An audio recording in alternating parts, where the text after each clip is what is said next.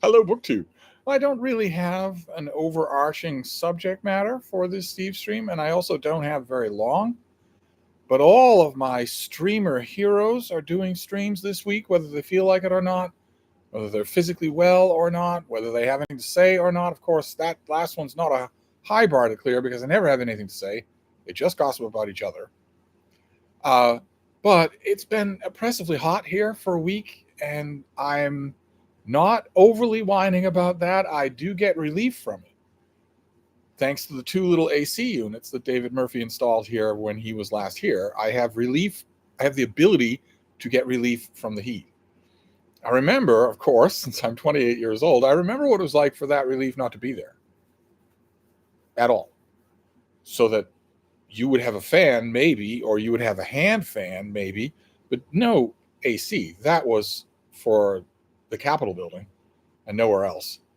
Or maybe the wealthiest person in town had a gigantic unit, but otherwise, no.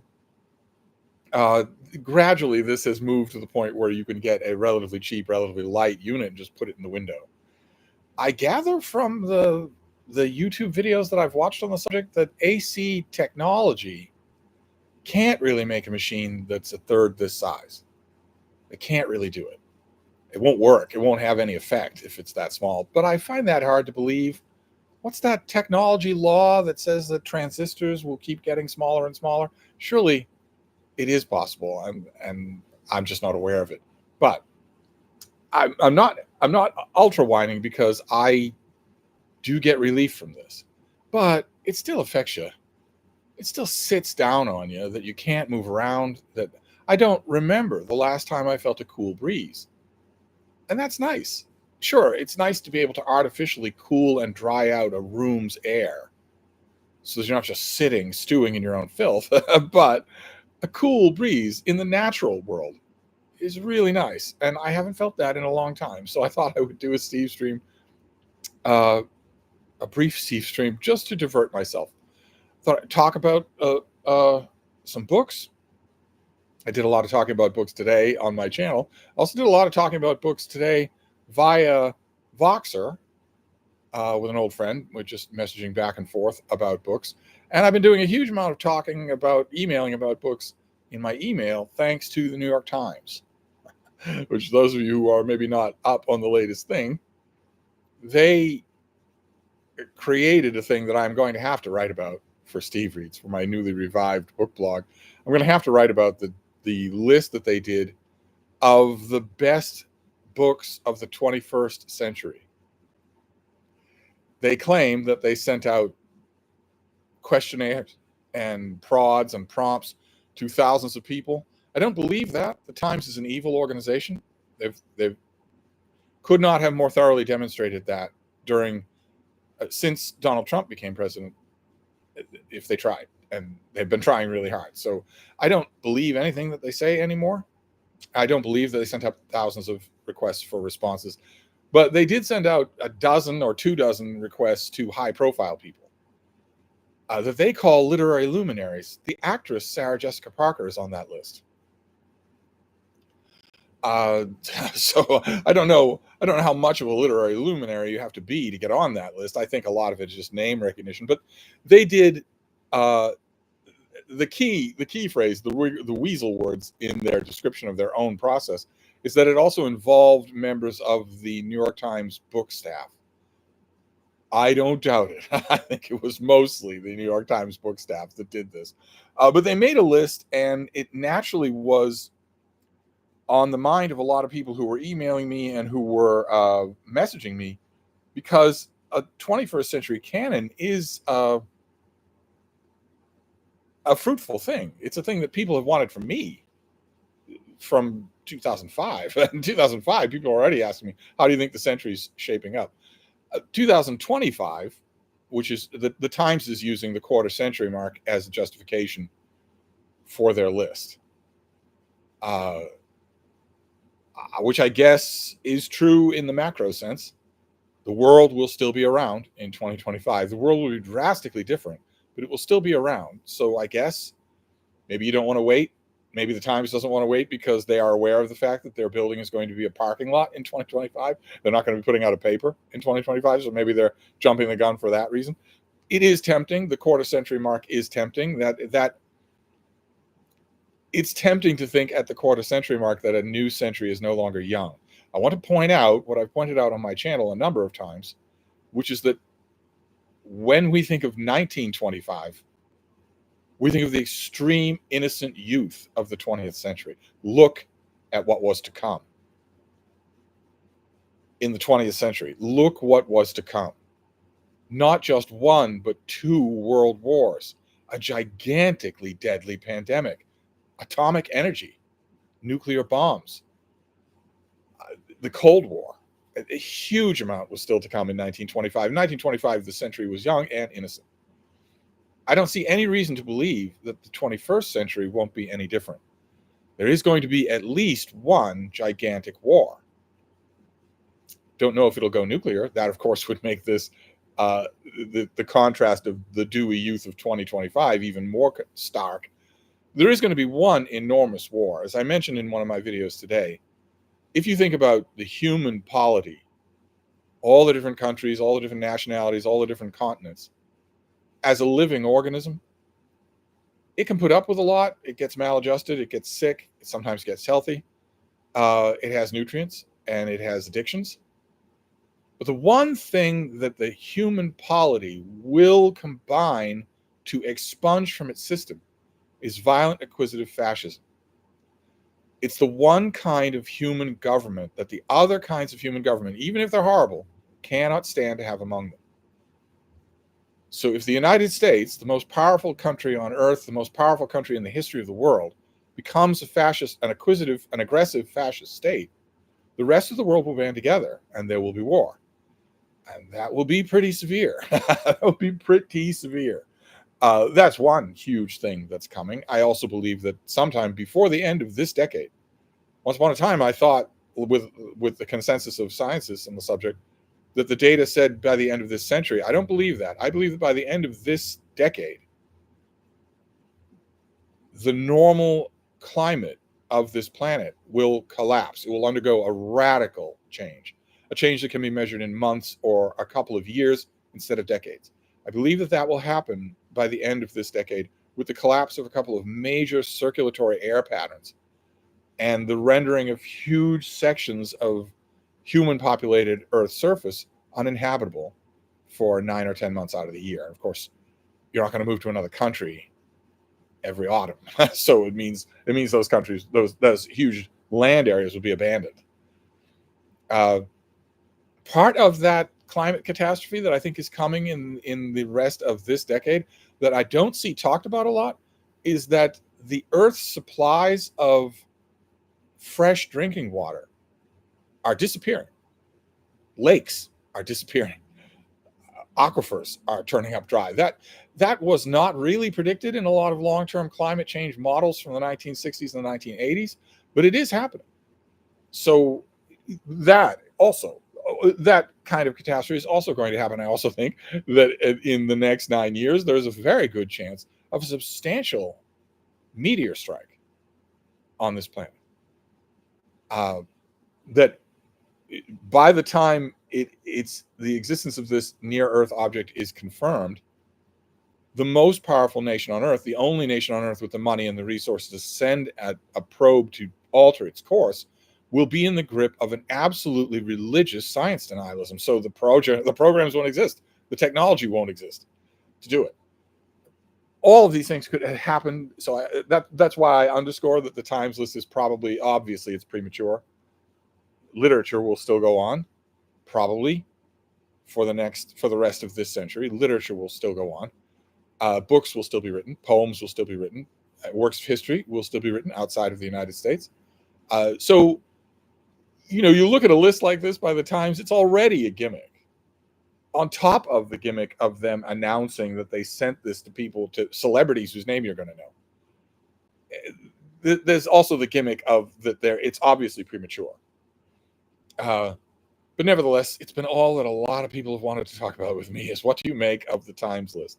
What do you make of the Times list? What do you make of the Times list? So I'm going to write a Steve Reads entry about it. I was going to do it today, but I swear, I know I'm not going to try to complain. These little AC units make life bearable. Nevertheless, the heat does sap my forward motivation. My work routine is disrupted by the fact that I can't move out of these little bubbles without starting gasping for air. So I was going to write that entry today. I will try to write it tomorrow, and I will strike. I have a great many points that I want to make about the list, not about the specific books on the list. The list is a little bit ridiculous on its face. If the New York Times book section editorial team was extensively involved with this thing, they badly let the ball down. How many books on this list weren't done in the 21st century? Not to mention the fact that of how paltry a nonfiction representation is present. And also, almost every book on the list was famous for being a book, for being talked about. It's I know I don't mean to use the Simpsons line of it all being a popularity contest, but there's also the fact that there's an Achilles heel to that gimmick, to one of the very gimmicks that they announced. Celebrities don't read. I know that's a fondly cherished illusion that we have, but celebrities don't read. And celebrity authors don't read at all. At all. They don't read at all. If you present them with a list like this, they have a better than 50% chance of putting one of their own books on the list of the greatest books of this century. Stephen King did that. A nonfiction writer did that. I'm sure that others were tempted. But the key here, I mean, if you look at the list, the ballots that we've seen, these people aren't reading. Stephen King hasn't read a book in 10 years. That isn't his own. And so on and so forth, right down the line. Do you honestly picture that Karl Ove Knausgaard curls up with a book, old or new? Can you honestly picture that 2/3 of these people ever read even the first few chapters of a book that isn't written by someone they know, a friend of theirs, maybe someone they want to blurb their next book, maybe someone they stooped at Yaddo? Of course not. Of course not. They aren't readers anymore. They're celebrities. They're big shots. I would have been happier with this thing if it had been farmed out to only the Times book section editorial team. But I wouldn't have been as happy as I could be. Once upon a time, almost a century ago, of course, these lists are common. Organizations do these kinds of lists all the time. Not so much for the 21st century, but this kind of list is common. And almost a century ago, a list like this was done, but it was circulated not among thousands of Sarah Jessica Parker's co-stars on Sex and the City, but to librarians. It was circulated to librarians.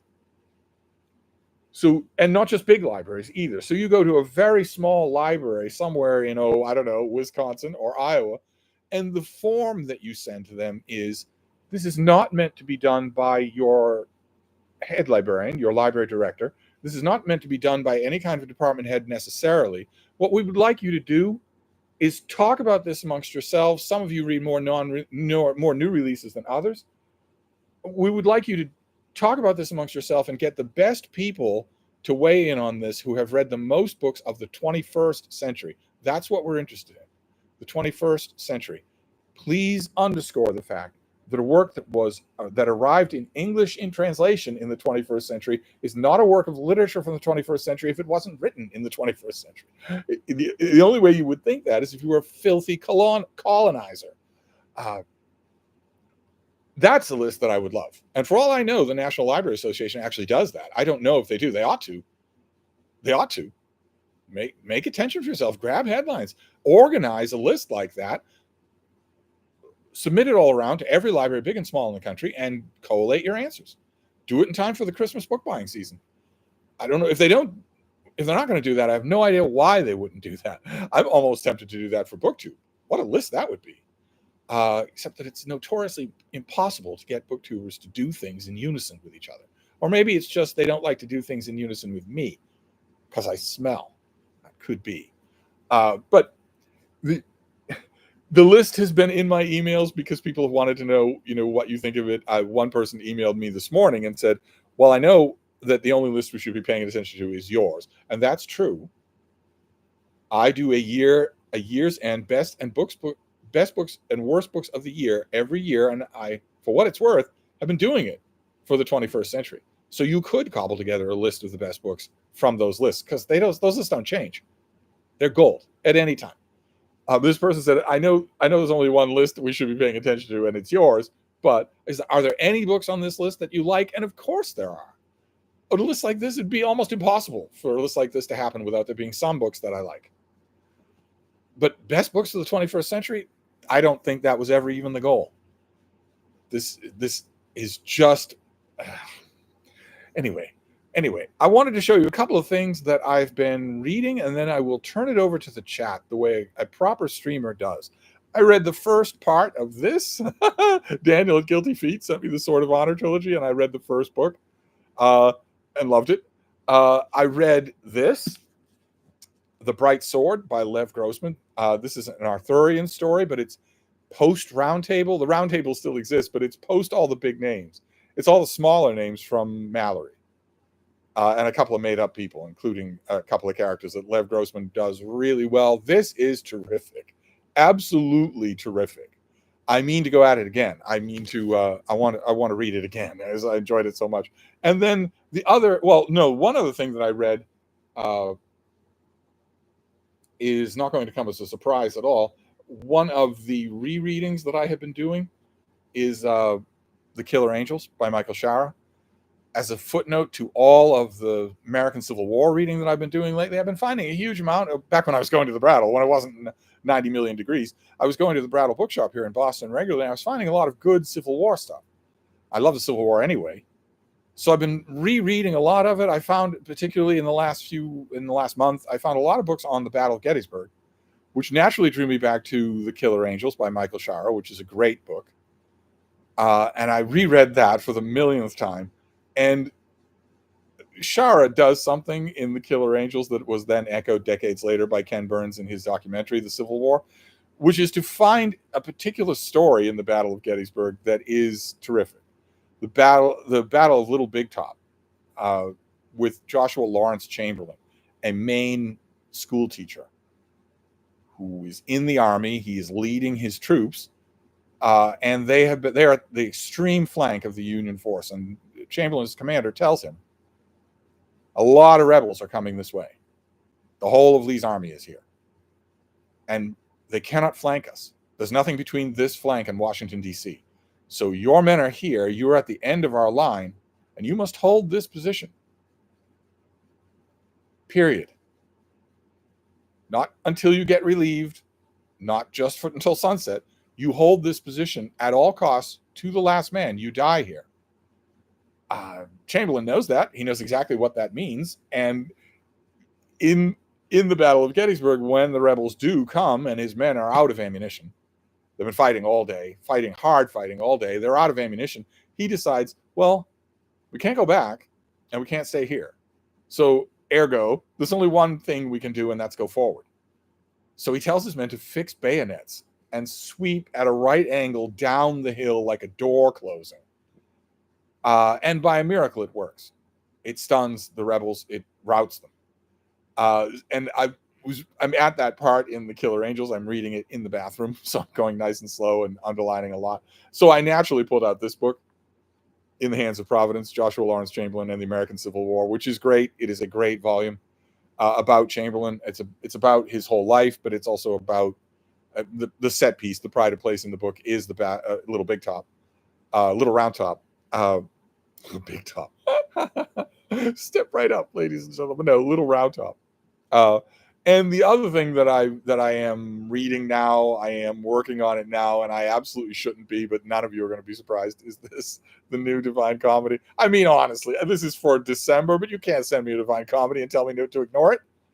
I couldn't ignore it. So I've been dipping into this thing. I've been reading some of it. I want to hold off, but it's such an odd thing that this translator, who is it? Michael Palma is doing. He's doing such an odd thing with his end rhyme sequence that I I don't know if I like it or not, but it's definitely pulling me in. So I am doing reading. I am doing reading.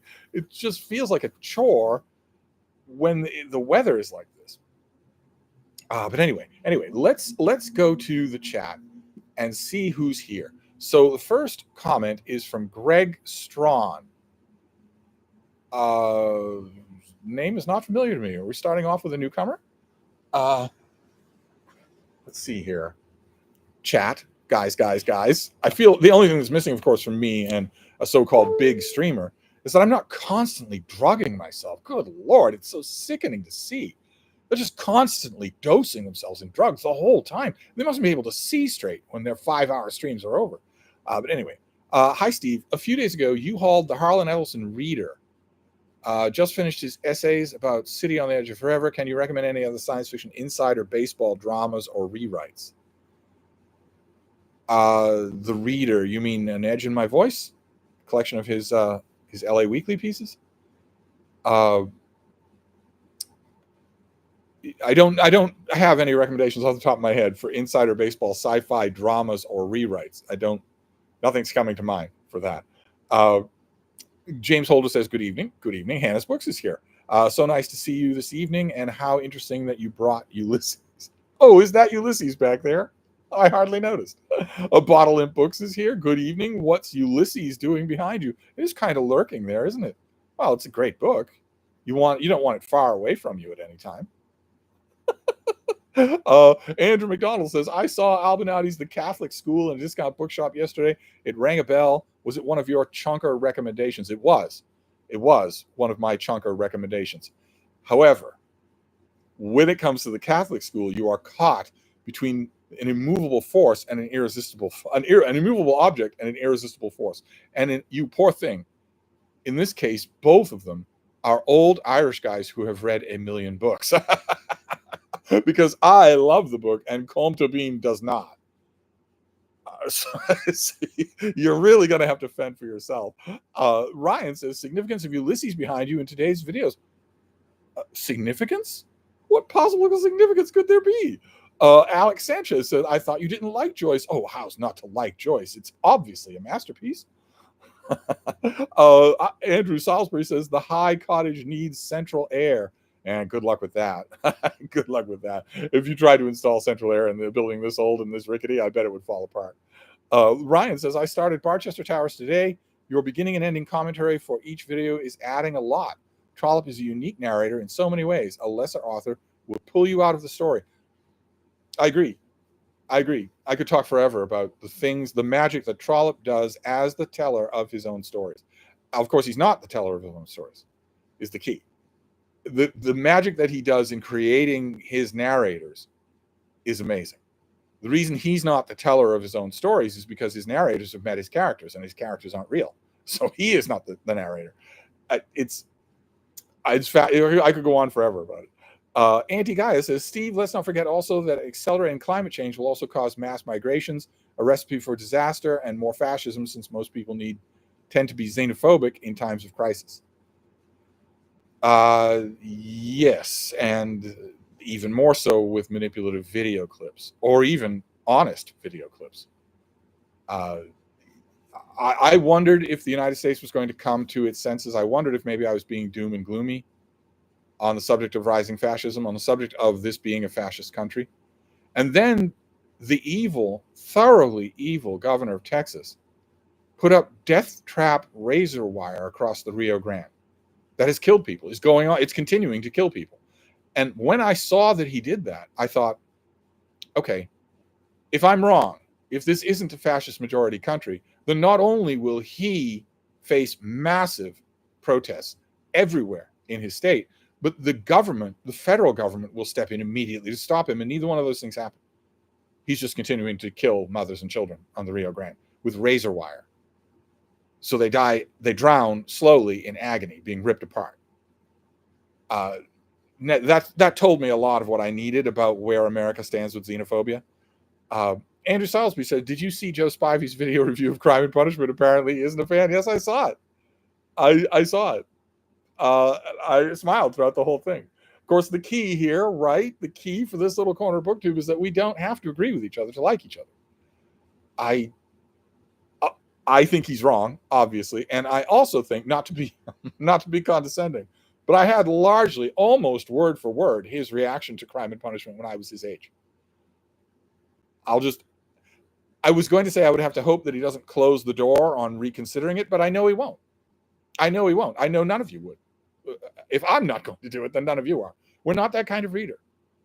None of us. We're all willing to put aside the comfort of our certainties for a great reading experience.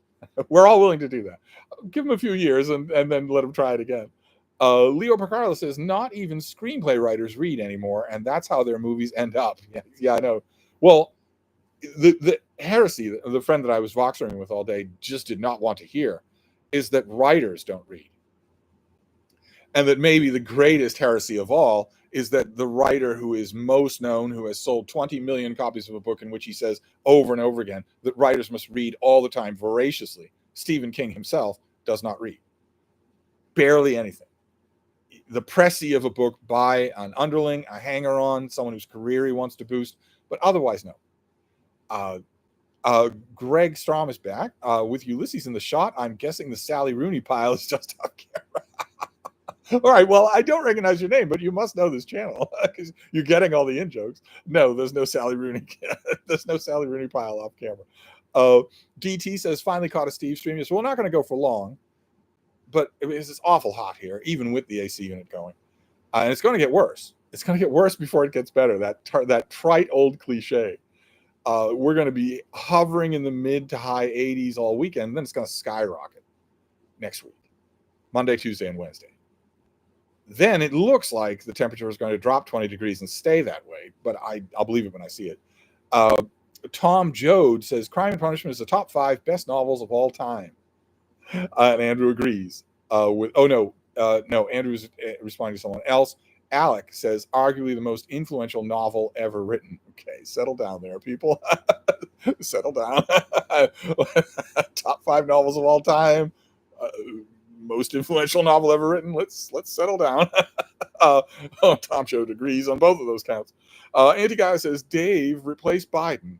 Hal, I'm sorry, Dave. I'm afraid I can't do that. For a minute, you're aping 2001. For a minute, I thought you were referring to Dave Rubin. Good Lord. I saw one of these Rogan wannabe discussion guys talking about guy stuff, and they had him on as a guest. I didn't watch the episode, but I laughed out loud when I looked at the thumbnail because it was his brain-piffed yellow lab face, and the title was obviously quoting from him in the stream by saying, we can't let the idiots take over. I thought, how hilarious. Maybe somebody on that channel's production team hates Dave Rubin for being such a pawn, such a patsy, such an idiot. But anyway, let's see here. Bottle in Books. After seeing you with Evelyn Waugh, Sword of Honor trilogy, I would like a list of World War II fiction from you. I did such a list. I'm sure I did. I'm sure that I did. I must have. DT says, Steve, you're bringing me down. Well, not on this Stevestream. On this Stevestream, we're perfectly happy and friendly. I was just talking about the innocence of this century. In 1925, the 20th century had a lot to live through. And I'm sure that people in 1925 were thinking the same thing that we are. The century's already a quarter over. Why, we got the rest of this. And they were dead wrong. Alec is responding to Andrew Salisbury. Leo Picardo says, funnily enough, I just watched a female booktuber who tried Ulysses, and she couldn't even get through the audiobook. And she's one of those X-Men who can read hundreds of books a year. Keep in mind, I have made many comments about James Joyce's Ulysses, not to be confused with Steve Donahue's Ulysses. I've made many comments about James Joyce's Ulysses. I have barely scratched the surface of all that's bad about it. One of the things that's bad about it that I have barely touched on at all is that it is a giant neon no girls allowed repellent. It's anyway. Tom Jode says, has anyone read The Burnout Society? So you're asking just anyone. You're not asking me in my own live stream. You're instead polling everybody else. What you doing, baby? What you doing? Oh, stupid. You want to come down here? Oh. Ooh. Ooh. Oh, goodness. Oh, goodness. Right to her toes. You want to go over there? Huh? No? No. All right. Let's see here. Tom Joad says the Civil War is unbelievably interesting. I agree. Greg Strawn says, yes, Burnout Society is powerful. I appreciate Hans's clarity and brevity. Great. So we're having a little discussion about books that don't involve Steve. Bottle Imp Book says, do you like Ralph Peters' Civil War novels? Not particularly, no. They're a little flat. Of course, the entire landscape of such stuff is spoiled for me because of some of my favorite novels are brilliantly done about the American Civil War, not just The Killer Angels. Andrew Salisbury says, Stars and Stripes, a chapter from Shelby Foote's Civil War anthology, is quite good. Jeffrey Clark says, one of my favorite Civil War novels is House Divided by Ben Ames Williams. Great novel. Andy Guy says, where should I start with Trollope? Well, it largely depends. I hate that as an answer, but it largely depends on what kind of Trollope you want. What kind of Trollope are you looking to engage? Do you want a Trollope that is smaller and more controlled, or do you want one that looks outward to the world? If you want one that's smaller or more controlled, then start with the Warden and with my read aloud, my annotated read aloud of the Warden on this channel, and go from there. Read the Barchester novels. If you want one that looks outward, then read the Palliser novels. Either one of those would be really good. Michael Lombardo says, so the Bright Sword is Camelot as Justice League International is to the Justice League. No, because this is taking things seriously. This is, well, what would be the pop culture equivalent? Well, not Justice League International, but if we stick, since you yourself are describing yourself as a nerd, I might as well nerd out on you. Let's stick with Keith Giffen. It would be the 5 years later saga of the Legion of Superheroes, where you come after the heyday. That's what this is. This is our main character coming to the round table after the heyday, but not mockery. The Justice League International is just mocking everything.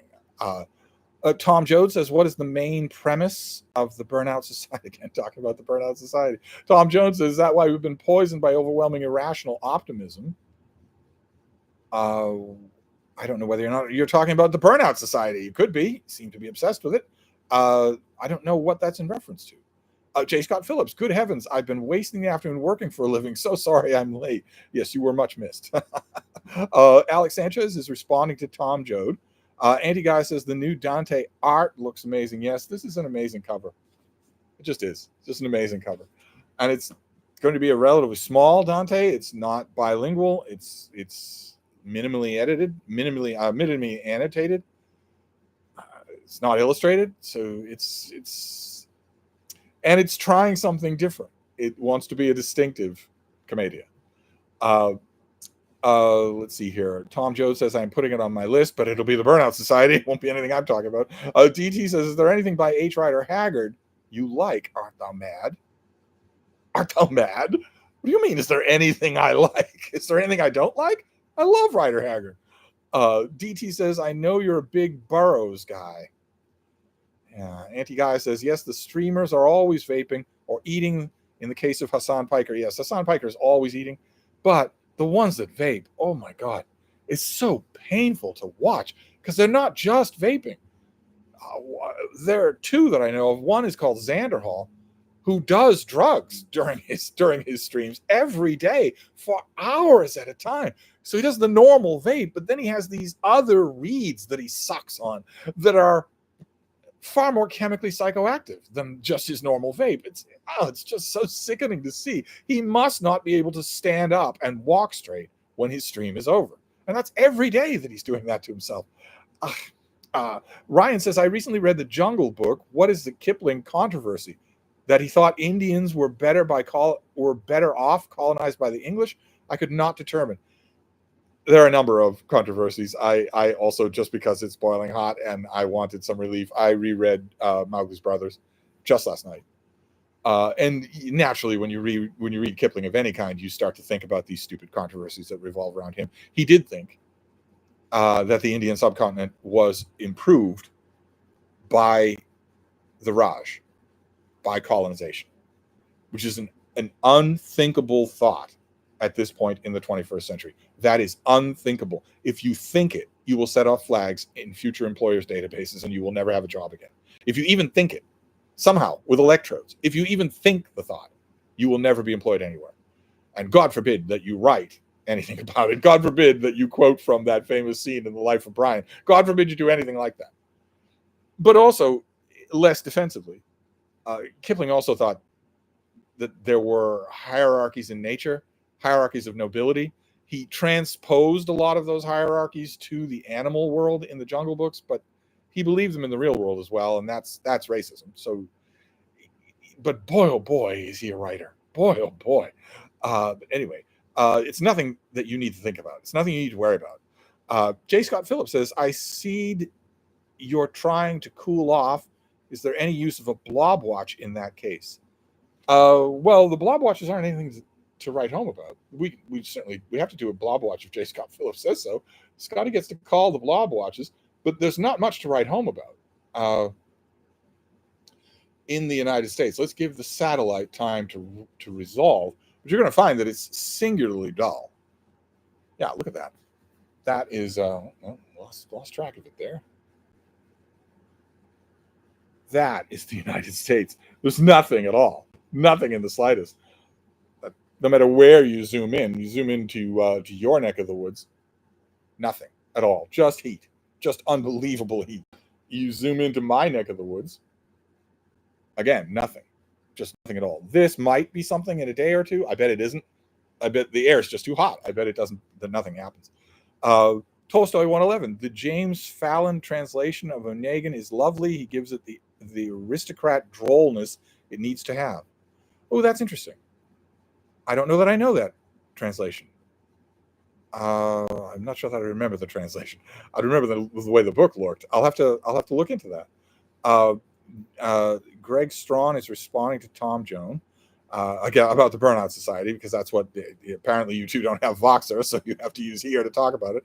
Andy Guy says, Steve, I just picked up this little thing called Empress Orchid by Anchi Min at my little free library. Is this book worth any time? No.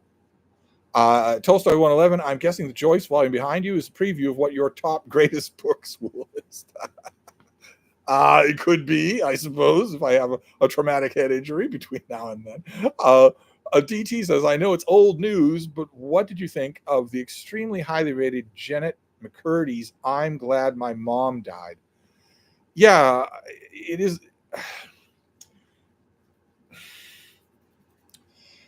I was told by all the people who love it, including, embarrassingly enough, my surly houseboy. I was told, oh no, not him, one of his friends, one of his little friends. I sometimes allow him to have friends. I shouldn't. I've been told by lots and lots of people that it is so wonderful, so charming, so twee, and yet so moving. I didn't see any of that. It's just junk. It's just junk. First of all, above all, none of it is true. None of it is true. But even if you leave that out, even if you say, all right, we're not going to call fiction anymore, for whatever reason, we've just decided we're not going to do that. Or we're not going to call nonfiction. We're not going to call anything by its right name anymore, including little Bobby and little Susie. We're not going to call anything by its right name anymore. We're going to lie about names. Okay, even if you do that, even if you say, all right, well, if it says that it's a memoir, it says that it's essays or narrative nonfiction, but let's say all of it's made up. All right, well, then it's fiction. Even as fiction, it's bad. Anyway, let's see here. Tolstoy 111 is not talking to me. Tom Joad is here. I'm sure that this will be about the Burnout Society. So the bottom line is that we need to have more people read great books to improve this society, by which you mean the Burnout Society. So Andrew Salisbury says Dave Rubin is cringeworthy. It's amazing. It's amazing to me. In literature, in novels, in the TV melodramas that we all grew up on, a certain type of character can be led to evil They can be led to do evil. They can be led to do all sorts of enormities in the name of the bad guy in whose charismatic thrall they have fallen, until they themselves are disparaged or betrayed. And then in those melodramas and in those novels, that's the moment when the useful idiot wakes up, right? In all the cheesy westerns that we watched when we were growing up, that's when the useful idiot turns on the boss and gives the hero the chance he needs to win. This guy has been kicked in the teeth by every arch-conservative so-called ally that he's ever had. He still champions them. It's absurd. You would think it's so arrogant of him. He doesn't want to give up his house. So he's willing to be humiliated on a ritualistic basis every time he opens his mouth in public. Anyway.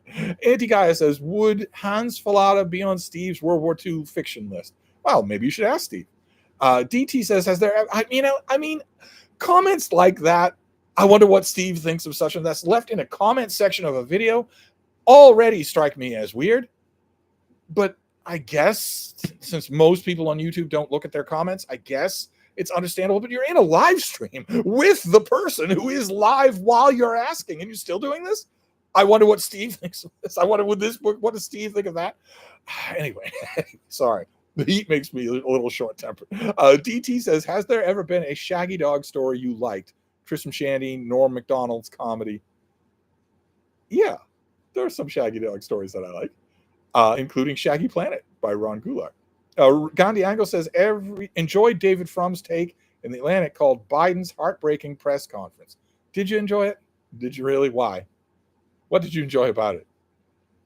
David Frum, I swear. Put him right next to the folks at the Bulwark. Put him right next to just a long, long line of people who think, well, it won't be the death camps for me. I mean, I'm still going to draw a paycheck, right? In 2026, I'm still going to be drawing a paycheck, right? Wow, that thing that President Trump said this morning, I don't know if that really tracks. Let's look at how it looks and put up some of these embarrassing clips. No, that's a 44 in the temple. That's a 44 in the temple at point blank range. It's not, hey, let's see how the ratings are for this YouTube drop. Anyway, J. Scott Phillips, I've been watching that portrait of Erasmus behind you for months now. Will he ever finish writing his Herculean labor? Well, he's done. As the old saying goes, he's no longer composing, he's decomposing. Alex Sanchez says, is that J. Scott? Scotty, is that your passive-aggressive Jewish mother way of telling me I need to change that painting? Next time David Murphy is over here, we will look for a little painting that can go there instead of Erasmus while we're out antiquing. Alex Sanchez, having trouble reading the instructions in Exodus and long strings of thought like in Goethe's Faust, is it safe to cruise through those parts, or would you recommend to read slower? Well, the strings of thought in Faust, they make a little more sense in the German, but there is absolutely no reason to read the mandates in Exodus or Numbers or Deuteronomy or Leviticus. There's no reason. They don't have any literary value. So there's no reason to read them at all. Unless you want to steep yourself in the minutiae of what life was like, thousands of years ago in a controlled micro society. But otherwise, there's no reason. They don't have any literary value. So I wouldn't push yourself. Ryan, oh, wait, the chat jumped. Was that the first time? It was Ryan that we're looking for. Do you have a CPL radio episode this week? Yes, indeed. Don't know if it went up today. Got to keep in mind that Jeff, my producer, is pretty busy. I'm not his only job, but we had a fun episode that'll go up sometime this weekend. Nietzschean wig. I've just arrived in Boston and was greeted by a shower. A shower in your hotel room. I assume you mean it hasn't showered in Boston in a long time. Eric Zielinski. Hi, Steve. Thoughts on T.H. White's The One True King? Just about to begin reading. Are you new to this channel, Eric? I love The Once and Future King. It is brilliant. Absolutely brilliant. Anti-Guy says, I really like the first Justice League Snyder movie. Not the bloated 4-hour cut, though. Not the bloated 4-hour cut? Excuse me. You have to like the Snyder cut. If you're a dude, bro, you have to.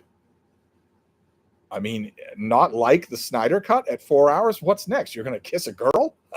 Good Lord, what's wrong with you? Nietzsche and Wig is responding to Andrew Salisbury. Freeman says, the way we live now is my favorite Trollope. Me too. Jim Bow, that's not a name I recognize. Can you do a top 10 philosophy books? I could if there were 10 philosophy books that were any good, but there aren't. Man says, I just got Anthony Beevor's book on the Russian Revolution. Did you like it, Steve? I did. Leo Picard says, I just want to say that the Burnout Society is superficial trash. Okay, so we're back to the Burnout Society. Great. That's fantastic. Nietzsche and Wig, I am reading Bleak House. I have read something like 300 pages in the past 24 hours, much of it on the plane. I feel bad for not enjoying it as much as others seem to. It is such slow going. Yeah, it's such slow going. Now, do a little thought experiment. Because obviously we're on the same page here, and Katie at Books and Things would drastically disagree with both of us, and she might be right. But do a little thought experiment. Picture the events and the characters from those 300 pages. Now picture Trollope writing that exact same stuff. Not in the exact same way, obviously, but give him the same story to write. And picture what those first 300 pages would be like. You'd still be sitting on your plane, turning pages. You wouldn't have gone. You wouldn't have taken your eyes off the page. DT says, where should I start with Rider Haggard? She. You start with she. Michael Lombardo, was the final Maisie Dobbs novel to your liking? It was. Yeah, I'm not sure how much it would be to people who didn't know the story really well, because the Easter eggs really pile up at the end. Of course, if you're signing off for your fans, you're going to want to do that. I don't blame the author at all, but one of the things I've liked about the Maisie Dobbs books is that they are somewhat inviting to new readers. And the last 50 pages of this one, last 100 pages of this one, maybe not so much. Tolstoy 111, the Fallon O'Neill is on YouTube, read by Stephen Fry. Perfect match. Okay. Nietzsche and Wig, the page of no, is that supposed to be pain? The pain of knowing that as a UK citizen, I won't get to watch season 7 of Young Sheldon for many more months. It is pain. Yes. Oh, okay. It's not that much pain. Tolstoy's 111 is responding to Nietzsche and Wig. Nietzsche and Wig is responding in turn. DT says, does Haggard compare to Burroughs as a storyteller? Well, I'm hoping that Michael K. Vaughan is not here. I mean, he is of course a better writer, and his stories are more solid. But Edgar Rice Burroughs has his hand on the joystick. He doesn't so much care about structure, but he knows the joystick. And Haggard didn't. He would have thought that was beneath him to do those kinds of narrative gimmicks. They were always within his ability, and when he does them really well. But I don't know what that means in terms of either one of their respective abilities as a storyteller. That's a tough question. I think they're very different. I think you'll enjoy them both in their own ways. How's that for a non-helpful answer? Rasmus Jensen, I'll be honest, I read 2666 for the first time a few months ago, and it's my favorite book of the year so far. I also want to read The Savage Detective. Okay, well, I'm glad you liked it. Would be the diplomatic thing here. I'm glad you liked it. Nietzsche and Wig says, I miss the Dickens of the Pickwick Papers, need to reread it. Yeah, you're not going to get the Dickens of the Pickwick Papers in much else. You're not going to get it in much else. I would argue that you get it, the next most concentrated dose you get is A Tale of Two Cities, although not comedy. Anti-Guy says, is Frida surly because of the heat too? She's wiped out. Just wiped out. She doesn't like this at all. And it's just going to go on. It's going to go on until at least Wednesday. So that's a long time. That's almost a whole week. SS says, favorite Reformation theologian figure? Is this a bit of a joke? This is a bit of a joke. Well, depends. I guess it depends. We could salvage it. It might depend on who you mean by Reformation, by where you're setting the parameters of the Reformation. Otherwise, my answer might be in the frame of this video. Alex Sanchez says, thanks, off to read. The Burnout Society, I assume. Nietzsche and Wig says, what do you think of the musical Oklahoma? Never seen it. I'm just addicted to the Oklahoma song. What do I think of Oklahoma? I like it. I like it quite a bit. I don't know if you will, but I'm sure that if you're young, you might consider that it creaks. But I like it, to put it mildly. I've seen it many, many, many, many, many, many times. J. Scott Phillips, how about a 10 worst philosophy books? They're all pretty bad. And really, what is worst? And really, where do we set the limits on what counts as 10? And really, what is philosophy? And really, when you think about it, what is a book? Are we talking about the bookness of books? Are we talking about the perceived reception of the bookness of books? What about our perception of the perceived reception of the bookness of books? Anyway, Ryan, I went on an intense Don Winslow kick recently. Power of the Dog felt like being strapped to a rocket. He's such a master character builder and storyteller. Do you have a Winslow favorite? Probably it would be Power of the Dog, but I agree with you completely. He is great. He's a liar, but he's great. Freeman says, I just read Heat 2, follow-up novel to the movie Heat. It's a fantastic summer read, pure dude, bro. I loved it. You know, I was a bit amazed at how much I liked that thing. I thought nobody knows this movie except dude bros. It's a cult item only to dude bros. Nobody cares about any of the events in it. I had to rewatch the movie in order to read the book, as I imagine most people did. I still thought Heat 2 was good as a book. Nietzsche and Wig says, I now need to read Trollope ASAP and diversify my Hardy, Dickens, Bronte, Eliot diet. Oh, there's nothing like Trollope.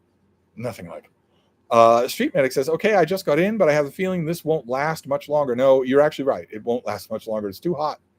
I just wanted to pop in. I love these things. So I just wanted to pop in and chat. Anti-Guy says, Steve, is there any chance that the center will hold in America? Or is the prospect of Project 2025 being enacted by a future Trump administration fairly high? Or is it a 50-50 shot?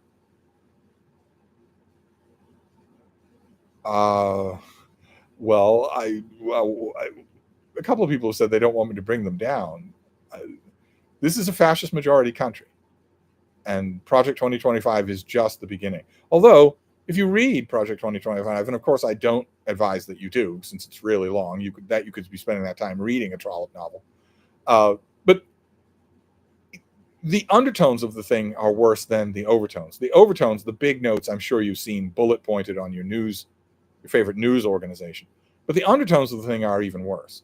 The main undertone of Project 2025, when you read the whole thing narratively, just from front to back, is that this is the blueprint of a power structure that is never going to change. This is not an administration's beliefs. This is a reorganization of government. There's no chance here of revising any of this. There's no chance that this is what we want to do, and we just hope that the American people are sold on it so much that when our time is up, they want this to continue with the next group. There is no next group in Project 2025. Let's just say it's not a 50-50 shot. There's only one thing that the country could have done to make it a 50-50 shot, and that is not to allow a violent insurrectionist to run for office. And that is being allowed. That was never necessary. The DA in Washington, D.C. itself had more than enough incontrovertible video evidence to arraign Donald Trump for violent insurrection, for suppression of due rights, for a million other things, including treason. They had more than enough evidence to do that in March of 2020, and they didn't do it.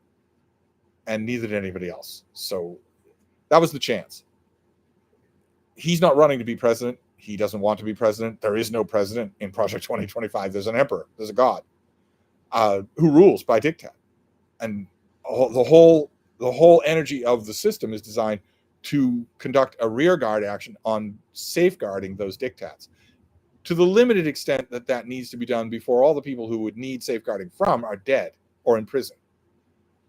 The way to have made this 50-50 maybe would have been to get him out of the race. If you're doing this, if you're just allowing your institutions to go forward, even at the cost of your own death as a country, then, not only is that death going to happen, but you deserve it. But anyway, Mark, You've mentioned your proficiency in Latin, Greek, and the Roman languages. I have not. I've only mentioned that I read them. I don't brag about this. I don't talk about proficiency. And I've always wanted to ask, did you pick up any Irish while in Ireland? Did anyone in your family speak it? Yes, my grandfather spoke it and taught it to me when he was being ignored by the rest of the family. I was sitting there listening to him. If you come over here for wine and calzones, you will sit in his easy chair. Michael Lombardo, Biden's insistence to run again reminds me of Ginsburg's reluctance to retire from the Supreme Court. Didn't her decision give the Red Hats a gift that keeps on giving or taking? The Biden advisors who say stay in the race know that if he leaves, if he gives up the power of the incumbency, if he splits the ticket, if suddenly it's Dems in disarray and there are 10 different people, then Trump wins electorally. Trump doesn't care about winning electorally. He's not planning on winning electorally. The country doesn't like the idea that he wants to be a dictator. He's not planning on that. He just wants to be in this to the end. All the people around him, thousands of people around him, including thousands of cops all over the country, including in your town, will take it from there. They couldn't do it if they didn't have him to rally around. But they will, so they will. But that outcome, I think that outcome is inevitable, but that outcome is guaranteed if you give up the power of the presidency, if you give up the power of the incumbency. So maybe Biden's thinking that way. Of course, that's not going to help anyway. If Biden has a public event and passes out, has an ischemic attack, goes on a totally unfocused and unbelievably filmed ramble, then it's not going to matter. Anyway, even in the most optimistic scenario that I could think of, it's still not going to matter.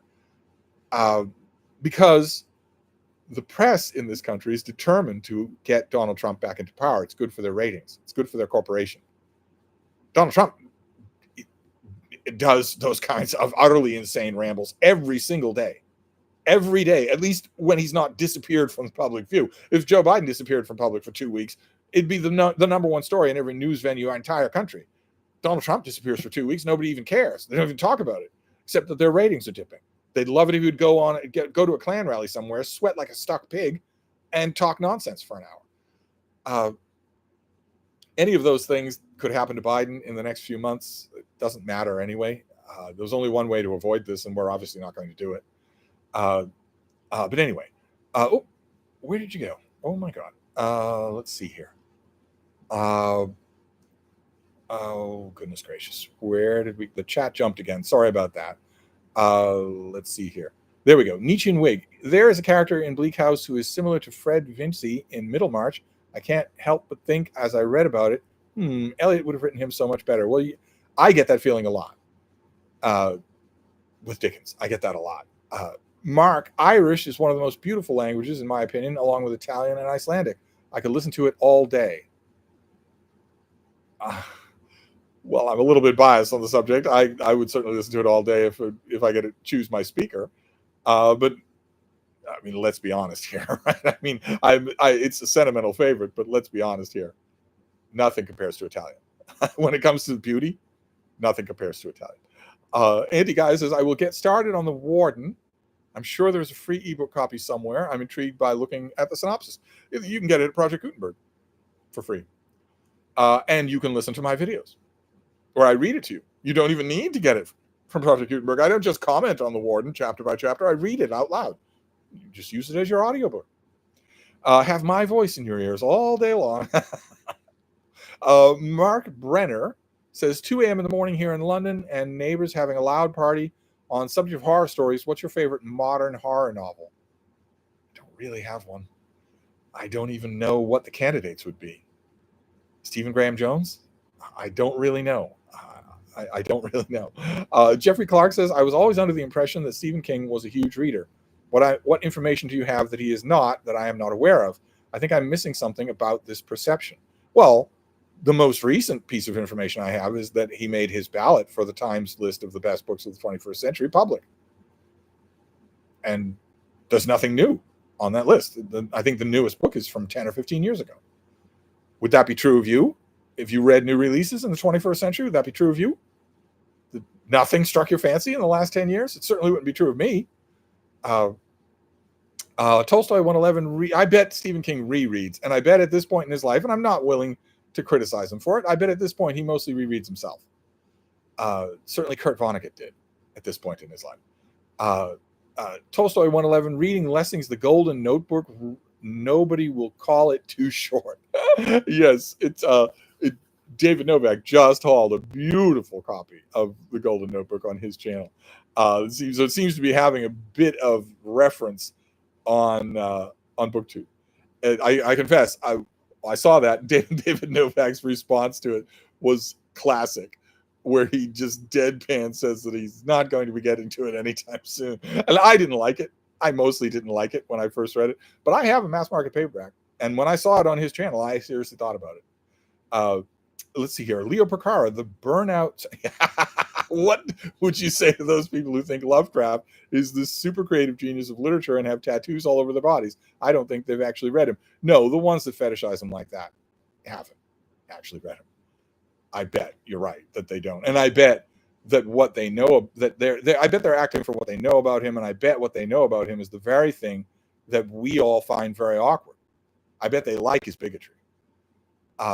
No, he is exactly how he is characterized by his foremost defender on BookTube, Michael K. Vaughan.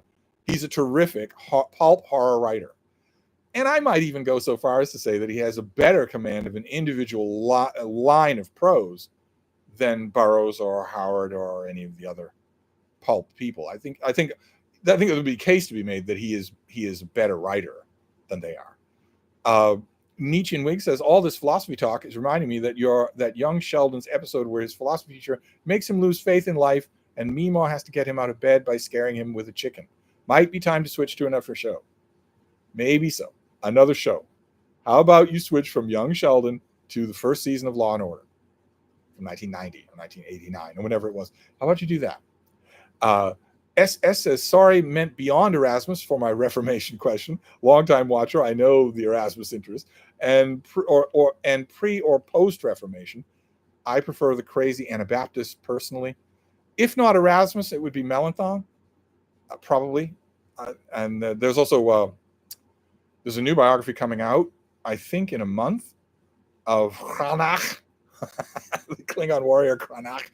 There's a new biography of him coming out, the first one for a general reading audience in decades. But it'd probably be Philip Melanchthon. Let's see here. Street Medic says the philosophers are Plato, Aristotle, Berkeley, Descartes, Hume, and Kant. They're the only ones who are worth reading. Okay, you list stash achievements? You ever thought about doing a funniest books list based on your experience? I have only just started watching. Can only think of The House of Worcester as a book that makes the list.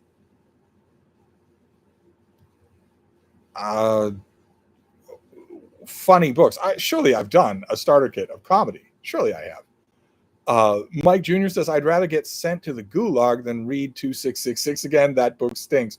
Well, you notice I wasn't going to say it. When someone said that it was one of the favorite books of the year so far, I wasn't going to crush their youthful enthusiasm. I'll just let you do it. That's all. That book stinks. Nietzsche and Wig says, as a first-time visitor, I have been loving the sight of all these gorgeous American cars, and I have a renewed appreciation for why it is so car-centric. Well, I want to hasten to point out here that Boston, perhaps of all the places in the entire country, is the worst place to appreciate why the United States is car-centric. Boston is a driving nightmare. A driving nightmare. But when you see the rest of the country, when you get especially west of the Mississippi and you suddenly realize that you're at home, you feel like something at the Tasty Freeze, it's 300 miles down the road. You need a car to get there and a car to get back, and you don't think anything of it. It's a big country, and it's got huge roads everywhere, and the car is absolutely essential. Once you get out there, yes, it's a little bit ridiculous in LA. It's extremely frustrating in Boston, but it's interesting. Boston is where you get the car-centric part. Street Medic says motorcycles are better than cars. I tend to agree. The thing I don't like about cars is the waste.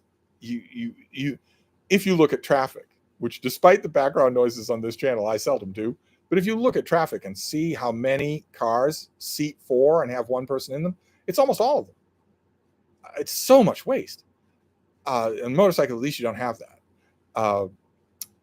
Let's see here. Jim Bowe says, why do you think the Lord Dunsany is so underrated and unheard of in the fantasy genre? Well, among fantasy readers, he's not unheard of. They know about him. Fantasy only readers, the ones who only read fantasy, know about him at least a bit. I don't know why he's not better known outside of that genre, especially The King of Elfland's Daughter. I would like it if that were better known. SS says, interested in your long gestating 1945-2025 fiction project.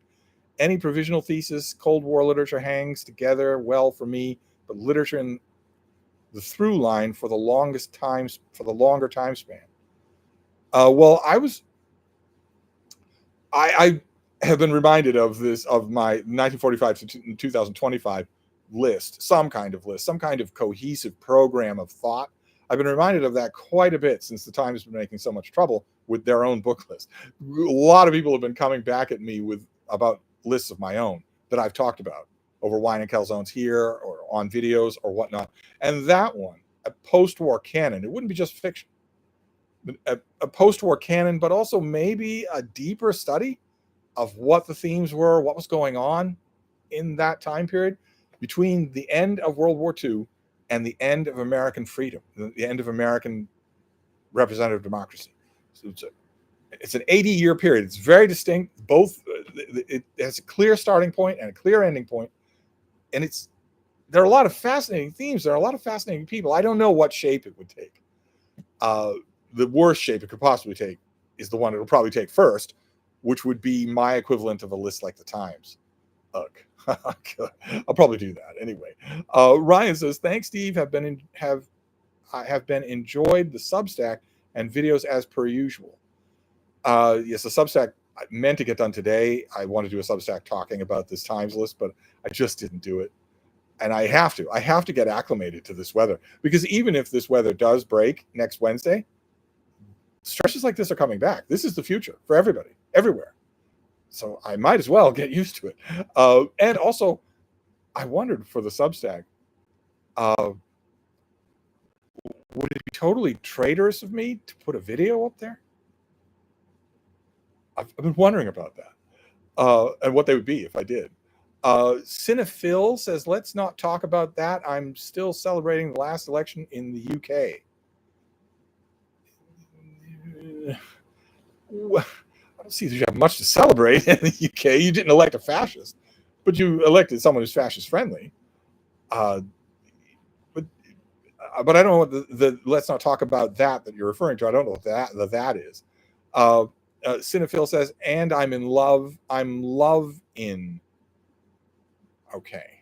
Not understanding that. DT says, do you like anything by Norman Corwin in the radio or in print? I recently listened to On a Note of Triumph and liked the first 10 minutes, but tuned out afterwards. Not recognizing the name. Should I be recognizing the name? Do I recognize the name? A lot of times now, those of you who've been watching my channel for a long time, we're basically friends.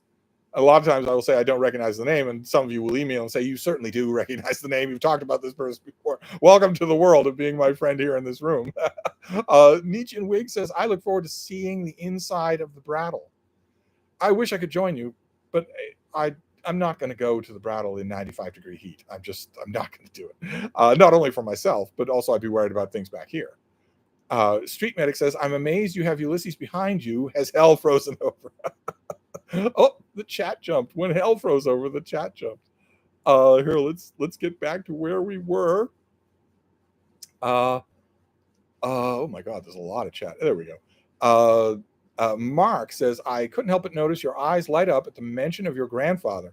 Unfortunately, mine died when I was 5, and I've always lamented not knowing him as an adult. Did you know yours well? I did. I did know mine well. Cinephil says, loving the Walt Simonson run in Thor, by the way, after buying the omnibus. You bought the omnibus, did you? Did you buy that because of Michael K. Vaughan or me or both? I was tempted. I am still tempted by the omnibus because of the recoloring job that was done. The recoloring job is not just to correct the dumb, bad coloring of the time period. It makes it beautiful, just beautiful. I haven't pulled the trigger on it, but I really should. Michael Lombardo says, since you're a reader of all things Reagan, is a book called Landslide worth reading? Yes. Have you considered doing a top 10 list of Ronald Reagan era histories / biographies? Well, I've got a few months left where I can still do such a list. But I have considered it. I just didn't know how much interest it would be to people, because a lot of my viewers are not from America. Individual lists of individual U.S. presidents. Although I have got a lot of positive emails about that Abraham Lincoln tag that I did. So maybe so. Ryan says, I don't think you like Steinbeck. Thoughts on East of Eden? I don't particularly like Steinbeck. For East of Eden, I would refer you to Micah Cummins, but he seems to be gone from BookTube. Kirill Bushkin says, hello. Auntie Gaia says, isn't The Terror by Dan Simmons a horror novel? You like that one? I remember you saying, I do like that one, but is it a horror novel? It's never scary. Wasn't it supposed to be? I guess I didn't think of it as a horror novel, but you're right. If it is, then I do. I also like Lightning by Dean Koontz, Watchers by Dean Koontz, The Light at the End by Skip Inspector, most of Peter Straub. So I guess you're right. I could stretch a point there. Street Medic says, I took Latin in college, but all I got out of it was being able to understand Johnny Ringo and Doc Holliday were saying to each other in Tombstone. Ryan says, Graham Greene remains average. Some evocative lines, but The Quiet American left me wanting more. Sean G says, do you think Trump is going to win again? Trump is not trying to win. He isn't interested in winning. He doesn't want to be president. That's why his campaign rallies, his Klan rallies, that's why they are the way they are. Completely disorganized mess. Because he's just out there to goose the crowd. He's not out there to win any votes. That's why he doesn't care about sounding like a lunatic. That's why he doesn't care about saying the most racist, xenophobic, horrible, violent stuff in the world. That's why he doesn't care explicitly echoing Hitler with stuff like vermin poisoning the blood of the nation. He doesn't care about any of that. And that's why, because he doesn't care whether or not he wins the election. He's not panhandling for votes in the swing states. I think that Trump will come to power. That's a better way to put it, I think. Cinephil says, 499 pages in, I'm waiting for Thor to kick off. Okay, you might have the wrong omnibus then. You sure you don't have Thoroughly Modern Millie? Mark says, I try to rein in my snobbery, but whenever I hear someone wax poetic about Stephen King, I want to say, the only reason you love him is because you haven't read Clive Barker. Well, I know what you mean. You want to rein in your snobbery. As I've been saying for 100 years now, some reading is better than no reading at all. And it's no good attacking what people love. That's no good at all. But usually it's been the case, certainly it is with the Stephen King centric BookTube channels that are out there. Usually it's the case that when people are going on and on waxing poetic about him, it's because, like you say, they're totally unfamiliar with other writers. They found one they liked when they were 14. And they therefore have the ultimate safe harbor from uncertainty, from revising your opinions, which is a very uncomfortable thing to do, from discovery, which includes a lot of bad discoveries, a lot of dud authors. They have a completely safe harbor from that. Just stick with this guy. And because I don't want to consider myself retrograde or a coward, well, then I'll have to elevate him, right? There are people who study Trollope their whole life, Kierkegaard their whole life.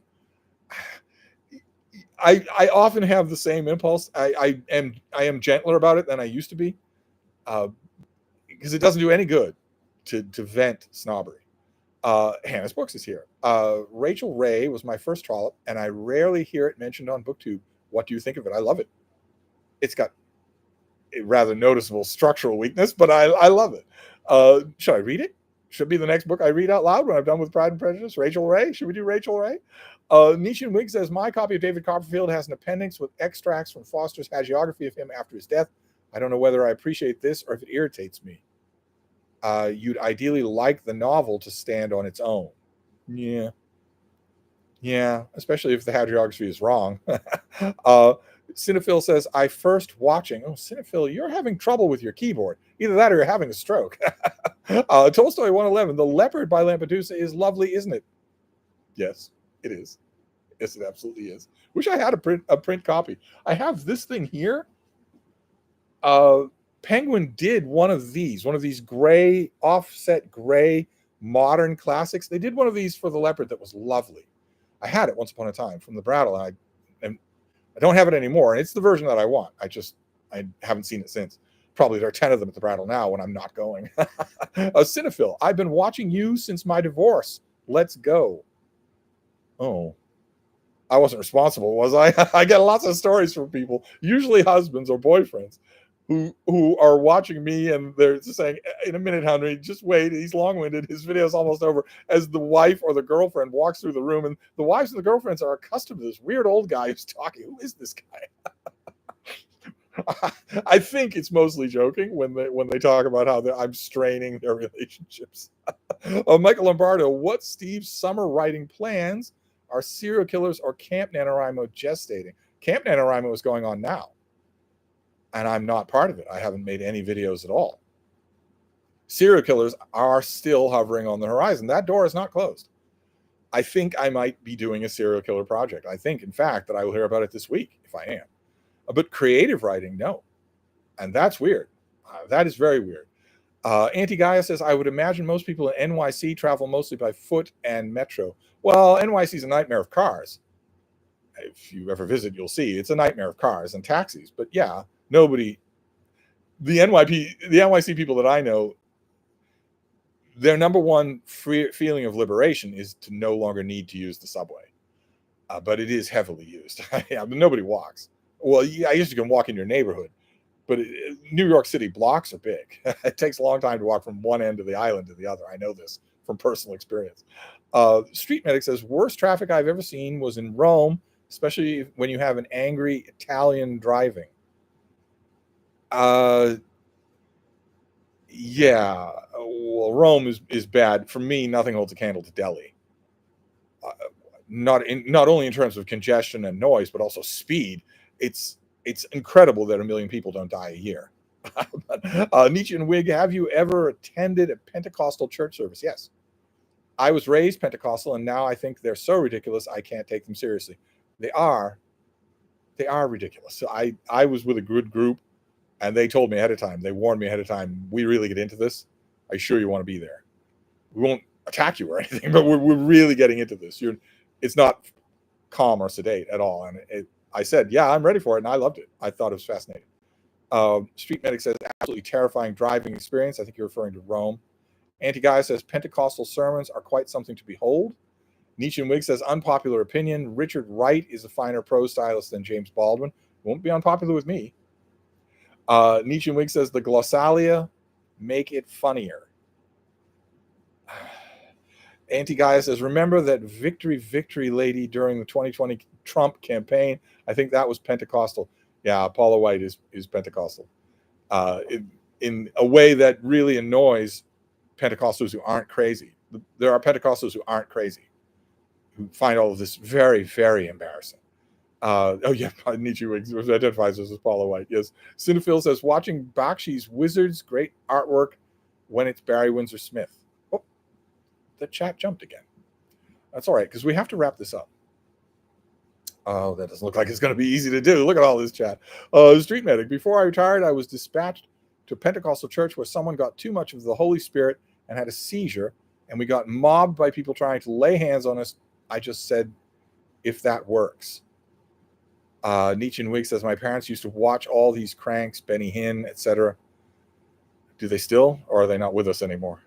Tolstoy 111 says, Richard Wright isn't a prose stylist at all. He's a notch above Dreiser. We're going to have to disagree there. Street Medic says, I asked if faith healing works. Why did you call 911? Yeah, they don't go to hospitals either.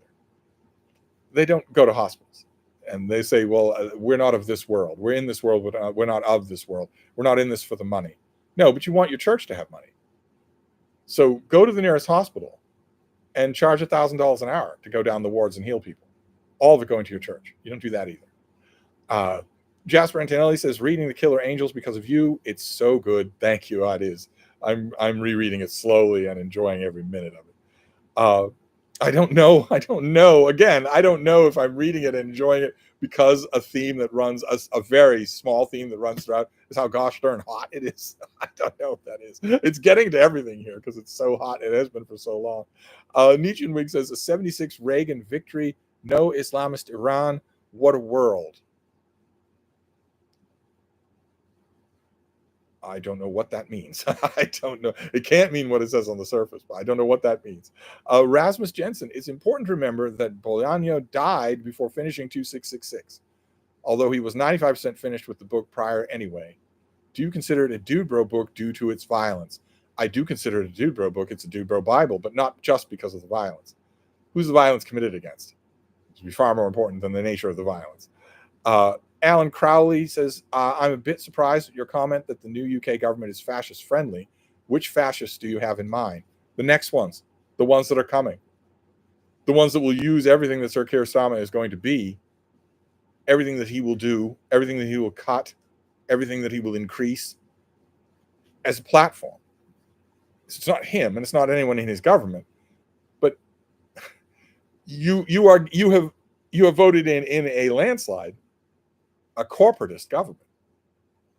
And corporatist governments are always just a dangerous inch closer to fascism, where the state and the corporations are the same thing. It can be, it looks a little friendly, but Keir Starmer does not, he barely even puts on the guise of wanting to make government work for ordinary people. He barely even tries to make it look that way. He is going to run a corporatist government. And that's dangerous. That is very useful to fascists. Creepy Pastor Goblin was here. Yeah, in us Europeans have major gaps in our knowledge of U.S. presidents. For us, it goes Washington, Lincoln, Eisenhower, Kennedy, Reagan. Yes, yes. Jasper Antonelli, I'm sad Wolf Hall isn't number one on the 21st century list. Maybe I'm just partial to historical fiction. There's a lot to be sad about from that list. Street Medic, I was disappointed in Peter Straub's ghost story. It's not even about ghosts. Perfect example of the movie being better than the book. Again, we disagree. Again, we disagree. SS says Lewis, most in need of rediscovery. Should Auchincloss or Bromfield? They're not. Nobody's in need of rediscovery.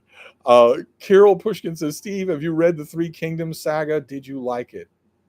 Well, ladies and gentlemen, we had to wait an hour and 21 minutes, but we got a have you read question. And it made up for lost time by being a have you read question of one of the towering pillars of world literature.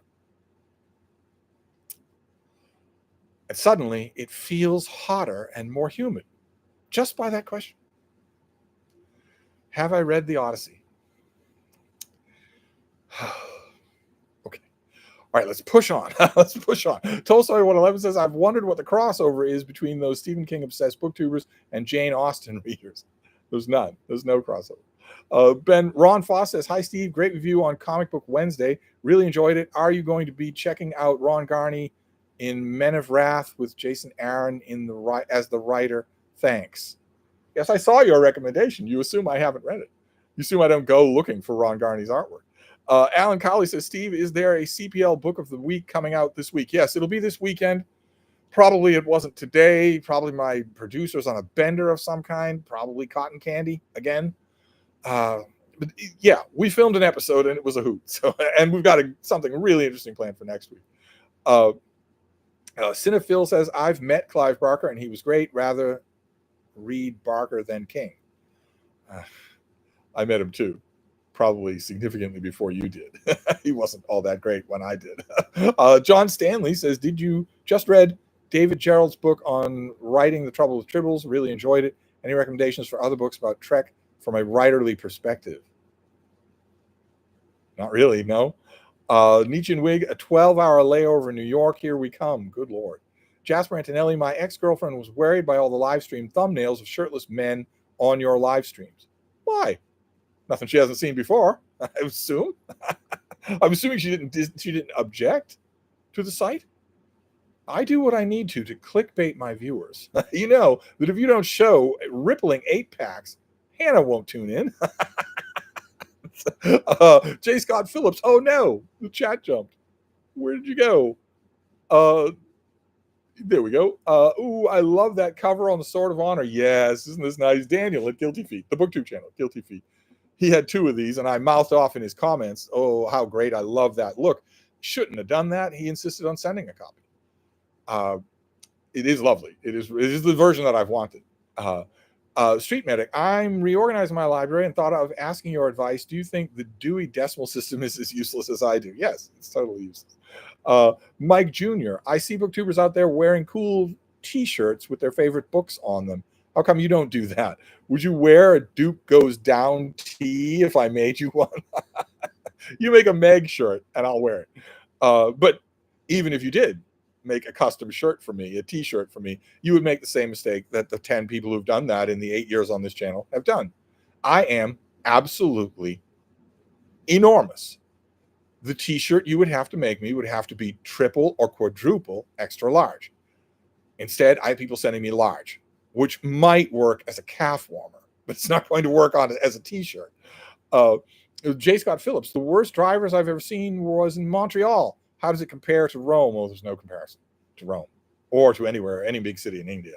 There's no comparison. Nietzsche and Wig, my preacher dad passed away years ago. Mom doesn't really watch those people. She'd moved on to crazier Ghanaian ones. Oh, my God.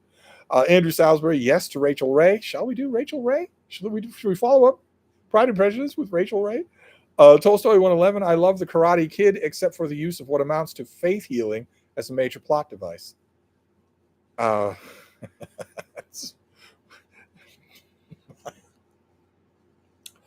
I certainly like the part where the young star gets the crap beaten out of him. J. Scott Phillips, I just watched my weather app and it's only 80 in Boston. I think that's cool enough now to go until 10 past the hour. Is that true? Has it gone down to 80? Son of a gun, 78. Good Lord. Okay. Well, maybe we should go a little longer. I'm definitely hot here. Andrew Salisbury says, my wife knows that I have a man crush on Steve. Yes, the underline here, the joke that has been shared for years now, years this has been going on, is that the women out there, the girlfriends and the wives, know that their husbands or their boyfriends have a man crush on this weird old guy from Boston. And the time when that weird man crush goes through the looking glass is when some of those young men come to visit me. Because the girlfriends are most certainly not invited, and no wives. I refuse to discuss this with wives. Lionel Train. But that is, this weird phenomenon that has settled in the living rooms and the bedrooms and the iPads of a whole bunch of people all over the world. The girlfriend who used to have undivided attention is now sharing it with this weird old guy. He's talking about books. Michael Lombardo, hey, it's 3140 of Steve's greatest books. Stay cool and watch The Search for Spock again. Cinephil, scary stuff at the Clifton Suspension Bridge here in the UK. Nietzsche and Wig, I found the Daniel Day-Lewis Lincoln film boring. Burn me at the stake. No, I did too. Visually arresting, but boring. Jasper Antonelli, it just goes to show hagiography makes for a boring movie. If you don't believe it when you watch the Spielberg Lincoln movie, then look at any Superman movie. Jasper Antonelli, I still can't believe Stephen King voted for his own book for the New York Times this year. Yeah, I can believe it. I've seen this before. I don't know Stephen King, but I've known writers. This is what they're like. This is what almost all of them are like. Every once in a while, you'll get an exception. It's almost always a woman. But the male authors, they just stop. Martin S., after enjoying Pogue Mahone, is there another Patrick McGrath worth reading? Or Pat McCain worth reading? Yes. Yeah, read him as an author. Stick with him as an author. He's generally really good. Sarah Palin, good Lord. Sarah Palin is here. Sarah the Bookish Knitter. Just wanted to pop in and say hi. Sarah, you were in all our thoughts, not just mine, and not just the beans. Look at how dead she looks. It's not that hot here. You're in all our thoughts. Making booktube videos from your hospital room. You are what the kids refer to as the GOAT. Good Lord. A street medic. My grandfather was a deacon and had extensive philosophy, heavy theological library, He didn't think much of televangelists and instead was more influenced by Leibniz's contingency argument. GeoCraftsman, hey Steve, have you read this week's church bulletin? I hear it's the 13th Sunday of Ordinary Time. Jasper Antonelli, God, I love Pogue Mahone, such a fascinating book. That's another glaring blank in that awful list. Oh, there are a lot of blanks in that list. A lot of blanks. Rumham, is the Carol Shields Austen biography worth reading? Not really. No. Put in the time and read something else. It's good. She's good. But put in the time and read something longer than that. Nietzsche and Wig, your dislike of allegory chimes with me. I didn't like Animal Farm when I first read it for similar reasons. Right. If you're going to give me allegory, if you're going to give me lessons, I prefer it if you don't dress them like an Aesop's fable. I would rather read 1984 than Animal Farm. Although Animal Farm has grown on me over time. Nathan Gardner, I'm loving Pride and Prejudice. I've never read it before. I haven't even heard of Rachel Ray, but I would definitely follow along with that as well. Nietzsche and Wig says, rare moment of praise for Dickens here. His satire of Victorian evangelical preachers is hilarious. Where are we going to hear? Oh, the chat jumped again. Street Medic says, there's only one Steve.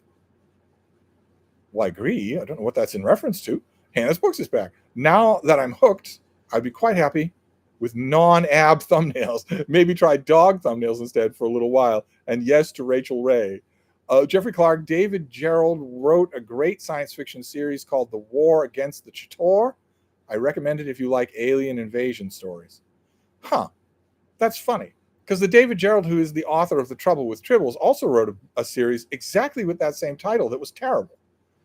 Isn't that odd? There's another David Gerald out there somewhere. Mike Jr., enormous. I always pictured you as a dainty man. How tall are you?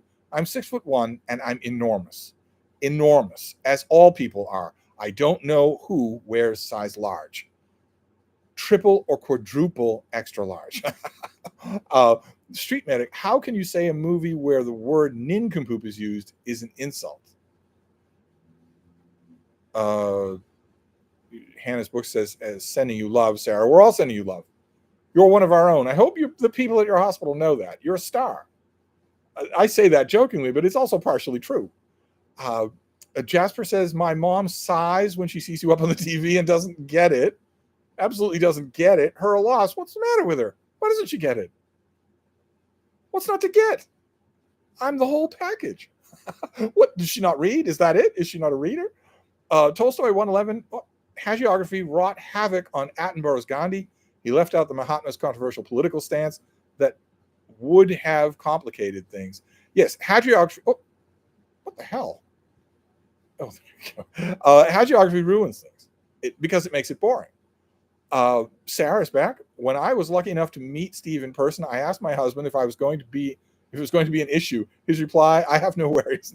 No, that's just it. It's not anything to worry about. There is literally nothing to worry about. You're going to get bad jokes, the same ones you get on my videos. You're going to get stuff full of food. Sarah wasn't here overnight. She wasn't here for the evening, but you get stuff full of food. You get stuff full of wine. You get stuff full of video clips. Frida screams at you, and if she really likes you, she'll bite the tips of your fingers. But other than that, there's nothing to worry about at all. Street Medic, Gandhi also slept with his own nieces. I hate Gandhi, says Nietzsche and Wig. Overrated crackpot. Hitchens agreed. I prefer Nehru. Cinephile, great John Ford podcast recently. If you want a film critic, you've got it. J. Scott Phillips, speaking of Superman movies, I grew up with the Superman of the early 60s and have never been happy with any Superman movie. Do you think a movie based on the Silver Age Superman would even work today? The Superman of the 60s, I assume you mean George Reeves. And that Superman would work. Good luck getting Hollywood to see it. They won't see it. But that Superman would work. People don't want a young, sexy Superman. They don't want a Superman in a pop Nehru collar. They don't want a Superman who's got any kind of tortured moral conflicts. They want a super cop. Challenge him, make him touching, show glints of humanity, make his supporting cast really good, make him all powerful, because that's not the point of a Superman movie. That's not the point. It's not the point of any Superman comic book. And yet, yes, I could write and produce a Superman movie with, you give me $100 million budget, I could write and produce a Superman movie that would be a hit. A hit. The key is to give the audience a Superman they want. Instead of a Superman who's being sodomized and brutalized and dunked in puddles and being saved by everybody left, right, and center, instead of doing all sorts of stunt casting with Lex Luthor, give people a Superman that they want. And comics don't do it anymore, or barely ever anymore. And the movies haven't done it in 20 years. So anyway, DT says, since Dreiser was mentioned, what do you think of any of the adaptations? Dreiser's An American Tragedy. How do anything compare to the novel? I don't think I've ever seen an adaptation. Quentin Curious Farms is here. Do you like the work of Oliver Onions, or was that your pen name? I do not like the work of Oliver Onions. No, but I love your dog. Your dog is adorable. Jasper says, she says you talk too much about the weather and you dislike all her favorite movies. 2001, High Noon. Oh, so she's a critic. I'm really old. It comes with the territory to talk about the weather. It's part of the union contract. And I won't disparage High Noon, but 2001 is boring. It just is. That's why. Roomham says, speaking of the Times list, my God, that was rough. Why'd they even make it? And Ferrante #1 makes no sense. Well, they made it for a reason that worked. They made it so that people would be talking about it, and we are talking about it. I'm going to write about it. DT, did you like Woody Allen's Dreiser-inspired version Match Point? No. Mark, do the Twitter politics. I've ignored any and all feminist and feminist-adjacent literature. But I recently read and enjoyed Laurel Thatcher's Ulrich, A Midwife's Tale. A Midwife's Tale is good. I don't know that it's not feminist or feminist-adjacent. It's just a story about women. It's not the same thing. One doesn't have to trigger the other, I don't think. J. Scott Phillips, I guess I should qualify that statement. I did enjoy Superman and the Mole Men, but I grew up with George Reeves too. What are you? Superman and the Mole Man is George Reeves. You're not talking about Kirk Allen, are you? You can't be. Superman and the Mole Man is George Reeves. Anyway, maybe I'm misunderstanding something there. Jasper Antonelli says it's very fitting that #1 comes with the New York Times explicitly praising the genre of auto fiction. Yeah. Mark, now I'm wondering if I'm missing out on any other works of merit in a similar vein. Any recommendations? I don't know what you're talking about. Oh, A Midwife's Tale. It works in a similar vein. The Unredeemed Captive. Don't miss The Unredeemed Captive. What a book. What a book. Oh, my. And there are a bunch of others, too. Jasper Antonelli, a feminist starter kit would be super cool. Yes, that's great. Sure. To be canceled once and for all. That would be just what I would do. But what is the... there was a great book a few years ago about the women who were the computers for NASA. Was it called Shooting Stars? I wrote a review of it, I think, for the Christian Science Monitor. I don't remember the name of it right now. That was another one that was really, really good. About the unbelievable amounts of institutional condescension that these women face, in addition to actual discrimination, in addition to being paid pennies on the dollar for the same work or more. They also faced unbelievable condescension. Aren't you a bit of a freak? Aren't you like a show poodle that you're doing this? Well, they were doing vital work. There was also, Hannah would know. Well, she can't help me here. Sobel, Sobel, the author of Longitude, wrote a book about women who analyzed glass plates of the photographs of star locations. What was it called? The Glass Sky, something like that. Also fantastic. Absolutely great. I don't remember the details of it, though. That's terrible. Let's see here. J. Scott Phillips, to qualify again, I really meant the Silver Age Superman of the comics. Kandor, Brainiac, Phantom Zone, Bizarro. Oh, okay. So you're not talking about movies then. Tolstoy 111, A Place in the Sun was a Dreiser adaptation. Oh, where the chat jumped again. It jumps every time Dreiser is mentioned. I don't doubt it. Street Medic, my best friend and I sat in the real Batmobile from the TV show at a car show when no one was around. One of the greatest moments of my life. Anichian Wig, did you ever look into being a journalist, Steve? Yes, I did. I did look into it. I looked into it rather deeply. For about 10 years, I looked into it so deeply that it was actually my weekly paycheck. Quentin Curious Volumes, is Lorna Doone the novel better than the shortbread cookies named after? Yes, it is. Barely, but yes, it is. My dog says hi. Your dog is adorable. Adorable. Street Medic, aren't book reviewers journalists? No, no, they're not. But I've also anyway, Cinephile, you said Alan Moore's new novel was rubbish. I'm a huge fan and collector. I think Jerusalem is amazing. I think Jerusalem is amazing too. I guess there's a chance that this book could sneak up on me the way Jerusalem did. John Stanley, favorite Shelley Duvall movie. I do not have a favorite Shelley Duvall movie. Nietzsche and Wig, imagine Buckley becoming mayor of New York and Gore Vidal getting into the Senate. Must I? Must I imagine either of those? Street Medic, Hidden Figures, that's right. And The Calculating Stars was a book. Hannah's books, Ulrich's Age of Homespun is great too. Nathan Gardner, is the NASA Women Hidden Figures? Yes. Yes, it is. Michael Shegda, what are the best used bookstore in Boston other than the Brattle? Well, it's the Commonwealth Books, just a block away from the Brattle that I never go to.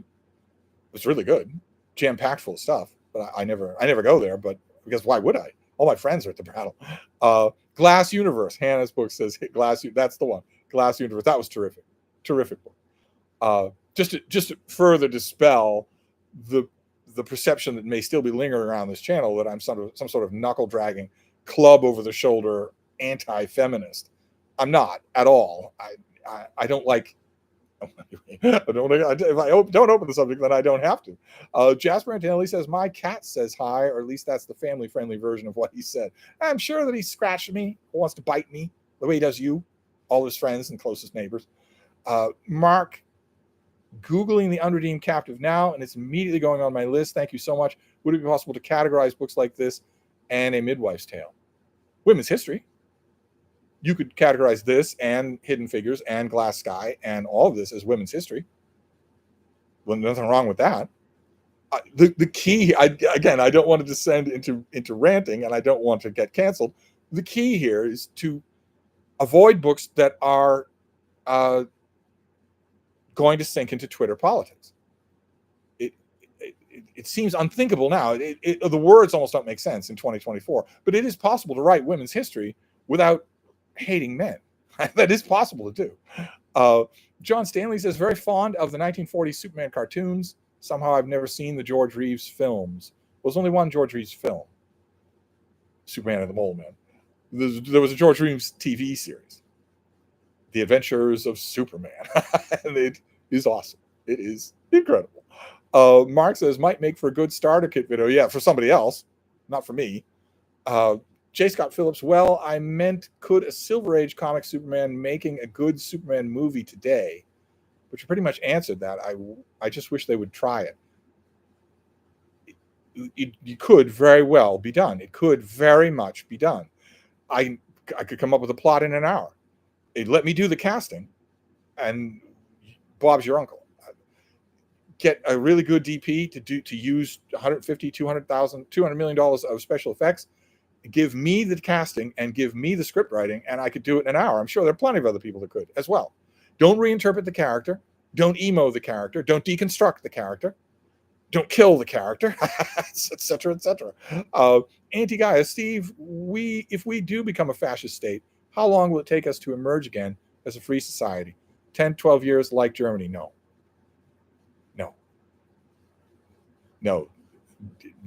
It won't be 10 to 12 years. It won't. There's a radical difference. We have nuclear weapons and military bases all over the world. Germany didn't have either one of those things. And the only way this happens is to destroy it from the outside. That's the only way that violent, land aggressive fascisms like the one that we are going to become are stopped, is by being destroyed from the outside. They are never destroyed from the inside. It's not possible to do. Your police have tanks. They have to be destroyed from the outside. And that's not going to happen. I mean, look at your World War II history. Imagine a sweating, twitching, completely insane Adolf Hitler in the bunker at the end of the Reich. If he'd had nuclear weapons, would we be here now? No, we would not be. Jasper says, that's assuming you'd survive the nuclear holocaust. Nietzsche Wig says, flicking the channels in my hotel, and Chuck Schumer's tie knot is too big. The Rambling Reviewer, been loving your Rocket Summer videos and really enjoying them, my own Rocket Summer readings, but I just started reading Barbara Tuchman's Distant Mirror, so lost a bit of focus on that event. I didn't do a Rocket Summer today. I really wish I had. It's just so hot. I mean, it's not impressingly hot immediately where I am, right next to an AC unit, but I miss cool breezes. I want cool breezes. Anyway, I should do one. I don't like missing days on BookTube events that are limited. Rocket Summer is just the month of July, so I still got time left to do, but I'll have to do one tomorrow. I'll have to try hard to do one tomorrow. Hannah's book says, in addition to being women's history, we're talking about broad social history through a somewhat personal lens. Right. I was mainly calling it women's history because a lot of these books have things in common. Women's experiences, and especially some of them, the thread running through some of them is women finally groping into the modern era, women finally escaping the absolutely ironclad hegemony of men. The stories like that are terrific. That's why I love, what was her name? Hannah, you would know. What was her name? She was the sum and essence of Virago Press. She wrote a book called A Bite of the Apple. What a book that was. What a book about joining the press and essentially becoming its heart and soul. Oh my God, I can't remember her name. I'm not doing well with the titles and authors this time around, but A Bite of the Apple was fantastic. It's along the same lines. J. Scott Phillips, who would you cast as the Silver Age Superman? You have an hour. I wouldn't need an hour. I would cast, first of all, I would cast somebody who doesn't have a name of their own. It's Superman. This is a gigantic cultural icon. So cast an unknown. But the unknown that I would cast would look a lot like a young Sean Astin. Not like a young Ashton Kutcher. the Superman I would cast, Superman is not pretty. He's an Iowa high school football player. He's a Kansas high school football player. He's salt of the earth. He's the guy you absolutely trust. So he's not pretty. It would be young Sean Astin, whoever that is, whoever the latest one is. It wouldn't be, what's his name? The latest Ashton Kutcher is, what's his name? Jacob Elordi, due for megastardom because he's 10 packs a day. It wouldn't be anyone like him. And it wouldn't be this kid that they've cast now. Anyway, Jeffrey Clark and the ladies of the club, great and all about women. I agree. Boy, oh boy, I never hear anybody say that, but I agree. I don't know what the definition of feminism is today. I just know I love books that highlight the achievements and challenges of women. So do I. So do most readers that I know. I don't want to pick a fight with anybody here, but it's so-called fourth wave feminists' fault that when we hear the word feminism now, we recoil in anger and horror. It's their fault. It doesn't make anybody misogynistic. It's that the movement has changed into a bitter exercise in redefining reality and hating men. To put it mildly, the ladies who started all of this would have found that unrecognizable. And ladies of the club, though, good for you. Oh, wow. Jasper Antonelli, I didn't believe what you said about people waiting to repeal the 19th Amendment and civil rights until I saw people literally calling for doing just that after presidential immunity ruling. Listen to if you can stand it, listen to the Trumpist discussion circles after the RNC convention. And you'll hear it. You'll hear it just outright, just stated outright. Repeal Obergefell, no gay marriage, no gay sex, no pornography of any kind. Can't sell it, can't have it in your home. Police are empowered to search your home randomly. But also, no women voting, no women rights. You want to have a bank account, you've got to get a man to sign for it. You can't have a mortgage. You can't have a business. Turn it over to a male employee. And that's it. That's all. You don't do that, we'll take it. Government will take it. Just wholesale. Take it. We'll allow you to have some profit sharing if you turn it over to a man, but otherwise, no. Just think of the Taliban. That's what they want. That's what Project 2025 wants. It wants the Taliban. Jasper says, I don't believe... Oh, no, you already said this. Presidential immunity. Comics Gaze 1894, as a fan of British royalty, who was the best British monarch? and the worst British monarch? Ah, well, the worst, they're both in the House of Windsor, if that helps. The worst British monarch, obviously, is the one who abdicated and collaborated with the Nazis. It doesn't get any worse than that. Best, I'm going to say Queen Elizabeth II. Cinephil, I'm kind of writing a screenplay based on Aftermath by Harold Janet, but like Bridget, I must include people with, and then you stop. Cinephil, you are having a tough time putting comments on this live stream. I don't think I have read a complete comment from you yet tonight that I understand. Hannah's books. Lenny Goodling's one of my Goodings on my shelf, still unread. Sounds like I need to remedy this lacuna. Nietzsche and Wig, JFK's hot grandson is officially employed by Vogue magazine. The Street Reddick says best British monarch was Elizabeth I. Don't know the worst.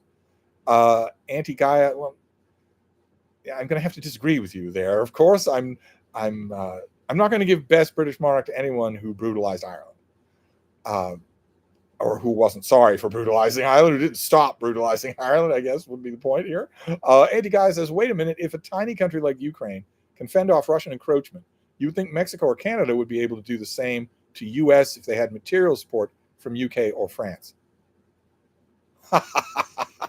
It's okay. How many Ukrainian military bases are located on Mexican soil? How much of Mexico's economy is dependent on Ukraine? How many arms shipments does Mexico get in its ports? I think you'll find the answer to all of those questions is zero. The number of military bases, U.S. military bases on Mexican soil, is pretty high. And those are just the acknowledged ones. UK and France, the number's even higher. There are, what, 30 U.S. military bases on UK soil right now? Probably more than that on French soil, with aircraft, with nuclear submarines offshore of both countries. There's nothing like this has happened before. Anyway, John Stanley says, am I wrong to think James Gunn a bad choice for DC and Superman? Oh, no, you're not wrong. He's a terrible choice. He doesn't seem to have a sincere feel for comic books. No, he doesn't. It's a sincere feel for himself, and that's all. Jasper says, the best British monarch was Elizabeth II, actually. Cinephil, I meant to say Bridgerton. Okay. DT says, did you like A Place in the Sun with Liz Taylor and Monty Cliff?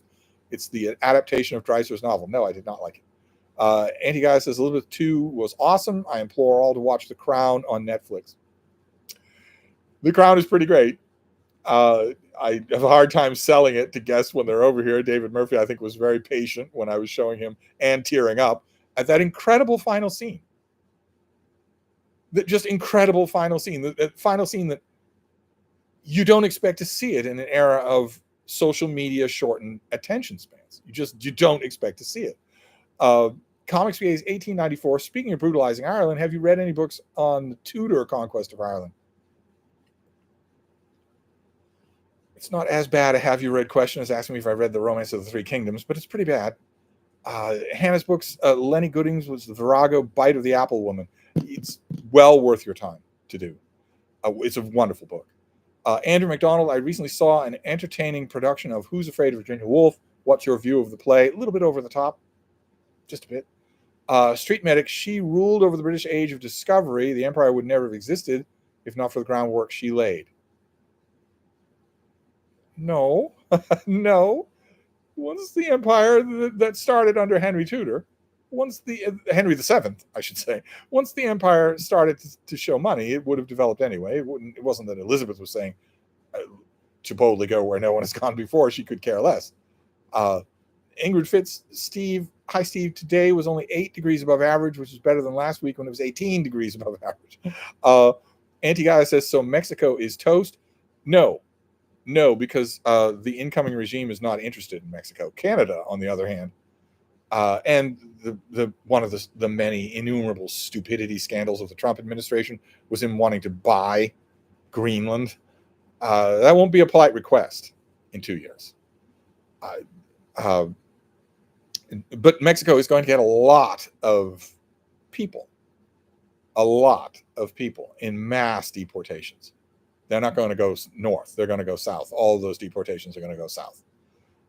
Geoffrey Clark, the best British monarch, was John Goodman's King Ralph. Jasper says war with Greenland. Gandhi Engels has had to step away. As far as the David Frum's article, he does describe correctly Biden's health failings. Not sure what you're objecting to. That is what I'm objecting to. That is what I'm objecting to. He describes correctly Biden's health failings. He does not describe at any length Biden's health strengths or any other of Biden's strengths. He just wants to doomsay because he thinks that no matter what he does, down deep, underneath what he says on the bulwark, down deep, he absolutely does not believe that anything will change him having a job in 2026. He absolutely bedrock does not believe that is going to change. I will still have this writing gig at the Atlantic in 2026. He bedrock cannot believe that could not happen. That's the thing that bothers me about all of these doomsayers, is that they're perfectly happy to write articles like that Atlantic piece, flirting with the future of the country, because they absolutely don't believe that the future of the country is at stake, much less their own personal future. And that's insane. That's absolutely insane. It is insane to risk that. It's insane to spin that cartridge. And he does because, hey, it's fun to do. It makes me sound really knowledgeable. Yeah, you'll be the most knowledgeable person in your death camp. Absolutely. Good on you. Comics Gaze 1894. Trump is claiming he doesn't know anything about Project 2025. Yeah, he is. Candy Engel says, what are Biden's health strengths? There are a lot of them. There are a lot of them. Not if you believe the press reports. He can get through a conversation. He can get through 90 minutes, 9 hours if he needs to. He's a frail old man, but he's not a gibbering basket case like you get from the massaging of the press that realizes that that's a story that sells. And the only reason that they indulge in it, when it is counterfactual, he's no more or less not there than some of their own oldest people on staff. Andrea Mitchell, for instance, there aren't 10 stories a day about how she loses it once every hour. They're happy to do this sort of crap because they fundamentally believe that it cannot change, that nothing can change. They're not eating away at the foundation here. They're not doing anything like that. This is just going to go on. We'll doomsay. We'll say that it's not going to go on, but we absolutely don't believe it. The bulwark will still be calling in the subs in 2026. Everyone connected with the bulwark is going to be dead in 2026. None of them believe that. None of them believe it's even possible, even when their own mouths are saying that it's possible. Just annoying. It's just incredibly annoying. As the mildest emotional response. Street Medic, deportation will destabilize Latin America and could trigger a war. It'd be a walkover of a war, but it will destabilize a lot because millions of people are going to get deported. And this nonsense about how we're going to send our police, your indemnified police force. It's not going to be the federal government. It's going to be your cops to do this. This nonsense about how they're going to chase down illegal aliens, that is absolutely not true. They're going to go for non-white people, and they're not going to be picky about it. Saying, oh, well, my immigration status is sure, I have my papers. Saying that in 2024 is just dumb. It is just so incredibly naive. Read a book about 1935 Germany. Anyway, Jasper says, Trump seemed to forget, literally has talked about Project 25 and the Heritage Foundation on camera. Yeah, because he has no brain at all. He's the one who has no brain at all. Cinephile, you don't want to know what I was doing when Diana smashed into a Paris wall. Okay. J. Scott Phillips, I just got a weather alert that Boston will see a couple of showers and a heavy rainstorm tomorrow. Can it be based on a blob watch? You saw. I can make up a lot on this channel. I can't invent a blob. I saw no hint of that. Let's take a look again. Maybe I didn't zoom in close enough. Zoom in as close as we can go to Boston. See if there's anything at all. I'm assuming they mean that storm right there. That doesn't look strong enough to get up to Boston. It doesn't look like it can do that. Certainly doesn't look like it's going to be anything if it gets here. Gandhi Angles, he called Trump his vice president yesterday. He corrected himself in a minute. You don't ever have a lapsus linguae yourself? So you've never done that in your life. You're a lot younger than he is. Never done that in your life. He corrected himself instantly. And mocked the reporter who called him out on it snottily. I do that all the time. I've done that 100 times in this live stream alone. And the alternative is that you die a slave. If the alternative were Bob Dole, then I wouldn't be getting this animated. The alternative is that you and your children die as slaves versus the kind of lapsus linguae that I've had in the last hour and that you've had today at least once. Anyway, Spiritual Vortex NE, did you watch the debate? He was really a mess, and you're saying he doesn't have dementia? Come on. He was really a mess at the debate. Yeah, he doesn't have dementia. You know how I know that? Dementia doesn't have an upside. You have dementia, you have dementia. You might have good or bad moments, but you're always obviously demented. The very next day, he gave a speech of the likes of which Donald Trump has not been able to do in 5 years. 5 years since Donald Trump has had the mental acuity to give a speech that Biden gave the next day, the day after the debate, in, I might add, sweltering heat. Anyway, J. Scott Phillips thunderstorm, that is. No, there's no way. There's no way at all. It'll fizzle. Street Medic, even if something happened to Biden, Kamala Harris would be there. People aren't all that enthused about Kamala Harris. I wish that weren't true. She's actually very charismatic, and it's a little bit of a shame that she has been so invisible a vice president, especially considering this was always possible. But something could easily happen to Biden. Anti-Gaia, the other guy, is saying weird stuff about Hannibal Lecter and sharks. The other guy is completely insane, and we just factored in. Oh well, what do you expect? What do you expect? Okay, so he talked about he really admires the serial killer. He talked about how we're going to kill a lot of people. We're going to deport hundreds of millions of people. Sure, tens of millions of people. Sure, we're just going to let that roll right off.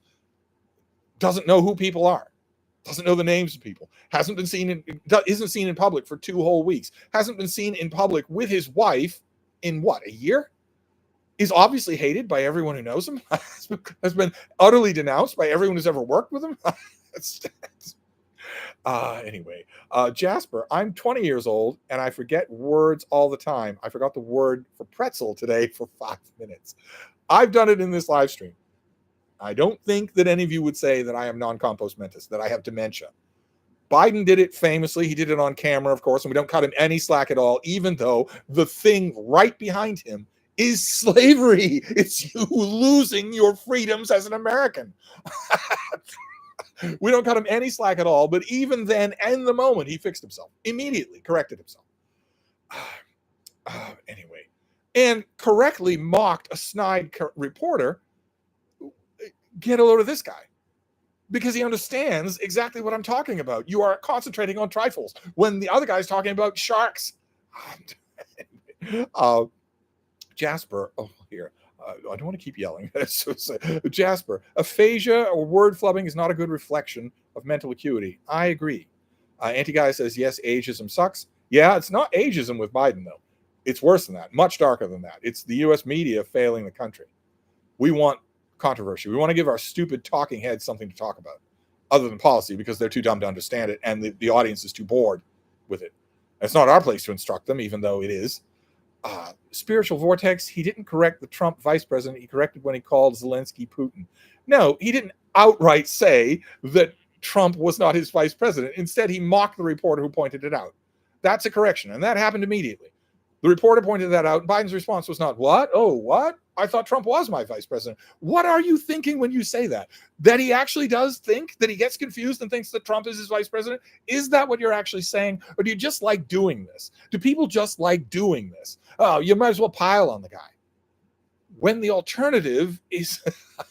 Well, I've already screamed about the alternative. Cramerica Industries. Good evening, Steve. Curious, do you think Kamala has a better shot than Biden? No, Biden has the incumbency. If he gives that up, it's Trump.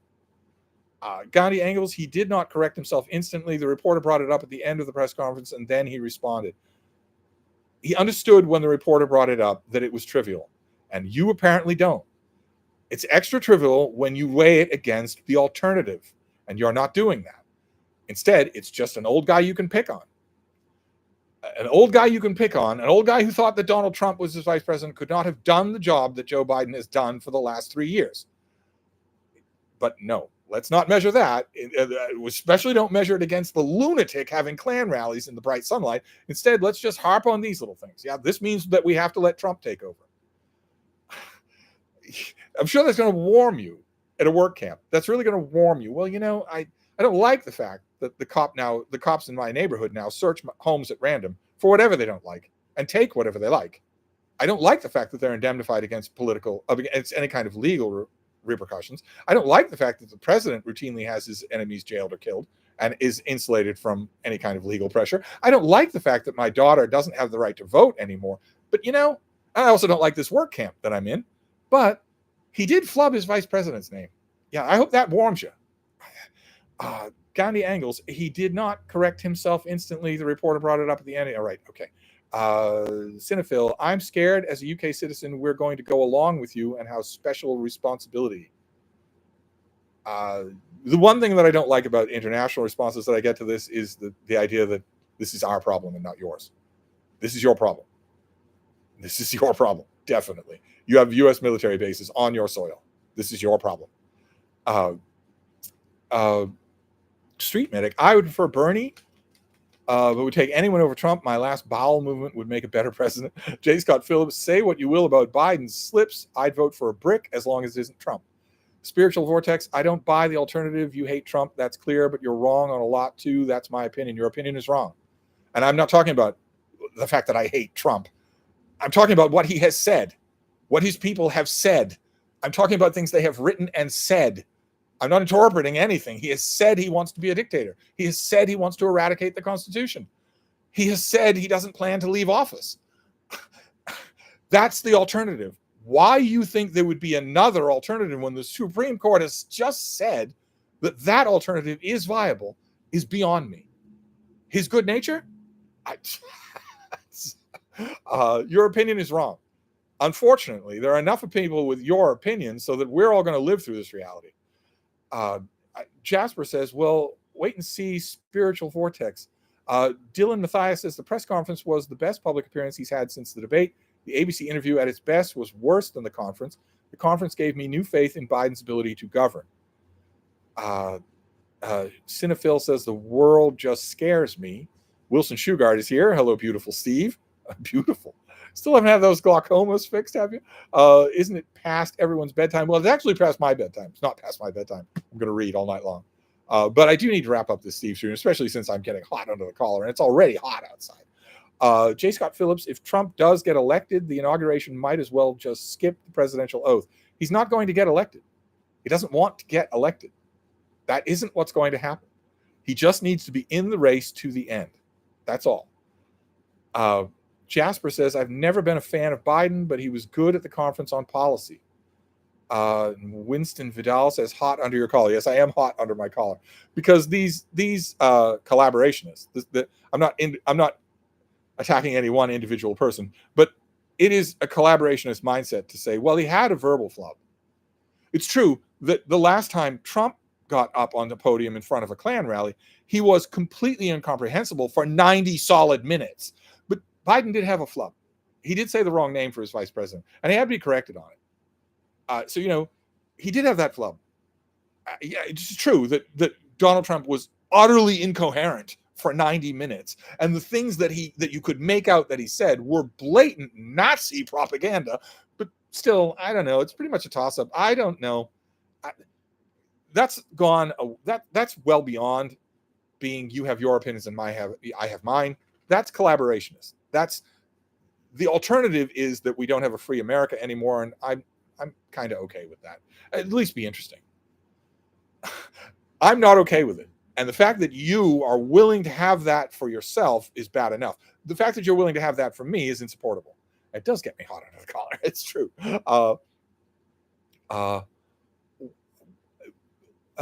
Winston says, what would concern you regarding the possibility of Alzheimer's? Not much. He has people all around him who believe in democracy. They believe in America. They believe in checks and balances. They're appalled by the Trump court decision on presidential immunity. They're appalled by a whole bunch of things. They're appalled by lying and suborning and wanting to buy and fake electors. They're appalled by all of it. It's not just Joe Biden that's appalled by that. It's all the people around him who are. And it wouldn't be the first time that I've had a president with Alzheimer's in the Oval Office. Cinephil says we're walking into fascism. Yeah, we're being helped. We're being helped into fascism. J. Scott Phillips, may we survive interesting times. Andy Guy says he just wants to stay out of prison. Spiritual Vortex says they're trying to get him out, apparently, if it's true. Anti Guy says, and punish his enemies. He's quite a vindictive knave. Yeah, I don't think he needs to worry about prison. He's never going to see the inside of a prison cell. He does want to punish his enemies. Very much so. Very much so. And it always amazes me that some of the people at the top of that list can still joke and kid about this. I've known a president who had an enemies list, but he didn't have the power to do anything about it. This president would have the power to do something about it, and has already said what he wants to do and how he wants to do it. That he wants to tear up the Constitution. He wants to be a dictator. He has floated the idea many times of indemnifying local police forces. That's crucial, absolutely crucial for boots on the ground. And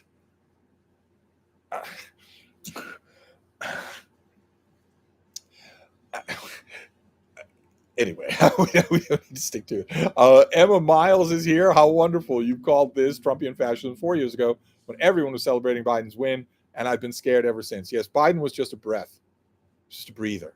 That's all. Rome had this same thing. If you look up the Emperor Nerva, Rome had this thing with the Emperor Claudius. There's always a breath. There's a breather. The political body is a living organism. It gets a jolt of something that's a little too extreme. It needs to recoil and take a deep, calming breath. There's always a institutionalist, a bland, normal person as a deep breath.